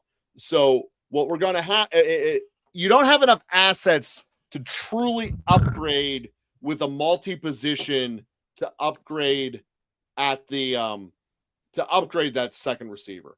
You'd have to get through doing 2 receivers to get through to 1, and in all likelihood you're not going to be able to pull that trade off unless you do it this week with someone who has a Bengal. So someone's sitting on Jamar Chase, but you don't have the assets to buy Chase. So that's kind of what I would recommend to you, Steve, is if there's a quality receiver out there, and this also applies to the week 14 people, that they're not going to be able to put out a good week because of the week 14 buys or the week 12 buys. And you can go give 2 receivers to get them through and to get a stud because you're already in third place. You can eat a loss in that buy. Right. Or even put DJ Moore in because no one will take him as your number 2. That's what I would recommend. And then the 2 you're probably trading are QJ and Hopkins to go get that better receiver. And I think that's probably your best bet to do it. And then Pacheco's your flex moving forward. That's how I would probably look at solidifying your team to get to the championship, because the whole goal of this is to win week 16 and 17. Here's where I fall on that, is that over the last 3 weeks, QJ and QJ and DeAndre both have similar potential in their stat lines on a week-to-week basis. QJ's not catching a lot of passes, but he is still a valuable piece of this offense. He did have a good target share last week. One of the things about Hopkins is that once all these Kansas City players are healthy, we saw when they weren't healthy, Hopkins was the guy. When they are, it's a little bit problematic. So where I fall on this is that I'm willing to keep Amari on my team, to take a floater on him in the off chance that he does become successful in week 15, week 14. See, I would still, so as I'm diving deeper through my head about the teams on the bye, you can do Hopkins and QJ for Zay. And Zay's a top 10 receiver. So you could get that through if the guy absolutely needs to win week 14. Then you will have Zay and Amah on your playoff push going forward. I think that's probably the best direction you could go there. And then this whole does Amari Cooper not suck in the cold, which he will, doesn't matter. But again, looking at the bigger picture here, Zay still has the same volume concerns as QJ. Okay. So yeah, but he does way more with it. Not right now. I mean, there are games where he's had great, like that 2-touchdown game with 127 yards, but QJ has had a game where he had like 110 yards and a touchdown as well. So I see them being very similar. I'm more interested, Steve, in how DJ Moore is going to turn out, because if he can roll, if they allow Caleb Williams and they take the training wheels off and he throws for 40 times a game, DJ Moore training wheels are off. He's crashed in a ditch. Listen. DJ Moore will have a good chance to be a good producer. But if they are only passing the ball 25, 28 times a game, maybe DJ Moore is not going to be a big contributor. So I'm really curious about DJ Moore. I think that because the matchups that they have against Minnesota both times are going to be like this week and coming up, are going to be really interesting to see what DJ Moore does, and more so what Caleb Williams does in terms of all that pressure. Then they play him again a little bit later on down the road, so I'm really curious about that. But yeah, I think you're in a good enough place right now, but that wide receiver 2 position is a little bit concerning. You're welcome, Nick. Am I picking up Worthy to replace either Dell or Waddle? I think it's reasonable that right now Worthy and Waddle have similar-ish upsides and similar-ish floors. So which quarterback do you want to be tied to? I like the direction Worthy's going. More than. So I'm okay sticking with Worthy. And Tornado didn't hit me again here, Bob. Moving on from Waddle. It's coming down out there, man. It is coming down. I know, but I'm going to need you to stay on because I can't get through the questions and put them on the screen. Tyler. Dude, I can't control lightning. Like, what do you want me to do? Tyler, would you start Pacheco or Hunt this week? This is something that we're on the fence of. I would lean Hunt out of the two, but No, he's asking both. I'm definitely not starting both. Oh yeah, I would start both. I'm not. But I would be Tyler, but I would be uncomfortable with it only if I'm hearing like Carolina's so bad against the run, guys, so bad. And just bringing up the That's Tyler so Algier, Bijan Robinson debate, both of these running backs have a pathway where they can be successful. Let's say Kansas City is up and Isaiah Pacheco started the game, and let's say Kansas City's up at half. They could easily let Hunt run that game out. Okay, Good. It's a similar situation as you saw with Bijan Robinson and Tyler Algier. It's not crazy. It really isn't crazy, but it is risky. My fear is that they go to a 75-25 because, again, historically, Reed is a 80+ to his main dog at running back. And if you're on the wrong one, it's like you're playing left-handed your whole week. So I do not want to start both because of Reed. I want to try to get in Reed's head and go all in about which one's playing. But I don't want to try to hedge it because Atlanta plays both their guys all the time. Reed doesn't. All right, so Dell or Downs? I'm on Downs. You're Downs. I'm Dell. I mean, I don't believe in Richardson. I'm probably never going to. But I do believe that it's going to be a higher scoring game, and they're going to have to keep up. So Downs is going to be involved in this game. Richardson might throw the ball 40 times and only complete 19, but I think Downs is going to be a big part of the game. Thoughts on Jordan Brooks or Jonathan Brooks or Roma Dunze? I think that the narrative here, like I just said about DJ Moore, that Roma Dunze has a pathway to be successful, but it really depends upon how they pick up the blitzes for the Chicago Bears. Brooks, on the other hand, is a no-go for me. Okay, Kansas City has an incredible run defense. Even though James Cook scored 2 touchdowns this week, he still only got 20 yards on the ground. So it would be Rome over Brooks. I don't like either, but it would be Rome over Brooks. But that's the right answer with a hard don't like either. All right, so been offered Daniels and A-Chain for Allen and B-Rob. We smashing this, right? I like it enough. Because both quarterbacks, although I like Allen more than Daniels, Daniels does have the upward potential. The only thing against Daniels is that I believe Washington plays Philadelphia again. Is that true? They do because they only played Char once. But the thing is A-Chain is so much heavier in this trade. Yeah. He tips the scales into the A-Chain side all day, every day. So, you're taking the side with A-Chain. I'm on Daniels A-Chain, even though I do love Josh Allen. I'm not on Cam Akers this week, Tyler. Tyler, what a lot of creators are also talking about in terms of Cam Akers is that he got the touchdown and he got over 10 carries. Yeah, sure. There's been weeks that Ken Walker's got a touchdown in under 10 carries, but it's not reliable. It really isn't. And the Bears, while not great against the run, it isn't a reliable. You're welcome, Saul. It's not a reliable play. And if my floor is 24 yards on 10 carries, he should be doing a lot more. I'm not sold on it. Casuals, man. I agree that this was a good trade. You're moving from a player who has questionable volume on a week-to-week basis into a player that has really good volume on a week-to-week basis. Follow the volume. Good things do come when there is volume. And the other part is, obviously, Jennings has worse numbers. He didn't play until October. So how are you going to get there? I mean, that's just part of life. You got to wait till Ayuk tapped out. Yeah. And New England or Denver? Denver, no doubt, dude. Denver. There's a lot of – we could talk more about it tomorrow, Tyler, but I'm on Denver. Nick and Will Dissly, we trust this week. It's going to be weird. We were really trusting Mike Gesicki last week. The targets were there. He let us down in terms of that production because Tanner Hudson got them. But in Will Dissly, we trust this week for sure. Jesse.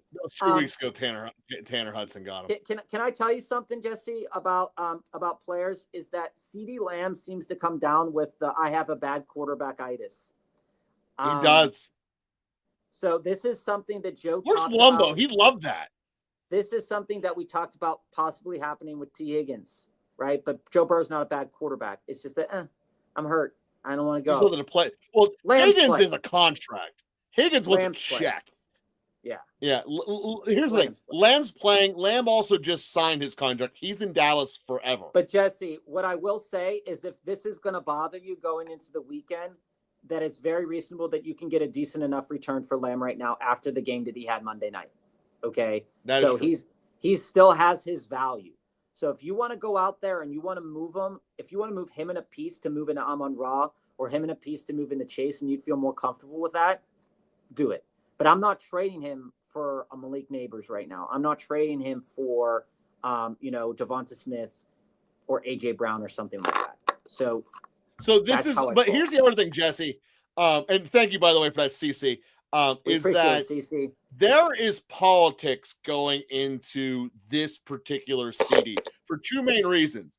He's the only weapon in Dallas. So he eventually will be McCarthy's I had no one else, and CD was even healthy card. So this is kind of building that argument already. The other part is, if you're Washington's defense and CD Lamb ain't playing, I don't need to pay attention. I can spend an extra hour or two out drinking tonight because CD ain't going to be there. And that stuff does happen. I thoroughly believe CD is here, and you're getting into the politics makeup of the rest of it here. So as we're concluded here at the top of the hour, we got two left. We got or the Trone Force. Better running back stash in the PPR league. For me, this is going to be the Gus Bus with no questions asked. He's already getting 50% of the action now, and he's pretty much game script proof. So that's going to be Gus Bus for me. Yeah, and Trone, to that degree, I have held on to Justice Hill all season, and I have started him at times when I've gotten into bad straits with injuries. And, yeah, he's a low-floor player, but if they do get behind or they do need to pass the ball a lot, he can get volume in game script. I think that Gus on the ground is a better play on a team that wants to run the ball like that. Justice Hill's a sneaky play. Blake Corum is a good play in terms of perceived volume if Kyron were to go down. And Roshan is a back-end play. So I'd order it Gus, Justice, Blake, and Roshan, but only as a stash. Nick, I would be fearful of going into Philadelphia game in general. Those fans are relentless, man. Relentless. Love it though. But the weather's terrible. Dress up as Santa and get a free beer. Let's get to Eric's question here. And CC, we love the love. Saul, thank you very much. Eric, you're the last question of the night here. I have Herbert starting and Cousins on bye, but Bo Nix is on the wire. How is Bo Nix still on the wire? Joe? I'm cutting Cousins for Nix. I can't believe I'm about to say that sentence. But I would cut Cousins for Nix. Yeah, I'm dropping Cousins for Nix in a heartbeat, Eric. And I could bring myself to starting Bo Nix this week, no questions asked. But I also love Herbert this week. So take that into consideration. I think it's a definite play. Jesse, just to finish up right here, would you trade Lamb, MHJ, for Bowers, Hill, or Bowers and Brown? I'd be okay moving into Bowers and Hill, to be honest with you. I'm assuming that's Taysom Hill, right? Or is it Tyreek? It's probably Tyreek. If I can get Bowers and Tyreek and trade away Lamb and MHJ, Jesse, I think I'm doing that. I really do think I'm doing that. I guess it would have to be Tyreek, wouldn't it? Yeah. Yeah, if that's Tyreek. Yeah. You're welcome, Eric. You're welcome. So, team players, thanks for joining us today. We'll be back tomorrow, 3:45 Eastern Standard Time. Our show's going to be a little bit shorter tomorrow because we do have some things to take care of with our families. But we'll be back joining you tomorrow. Feel free to leave your question and comments in the chat to tomorrow's episode when we make it. And we'll be with you tomorrow. Thanks for supporting us. Have a good night. Welcome to Local Football Flavor, connecting the fan bases of the NFL.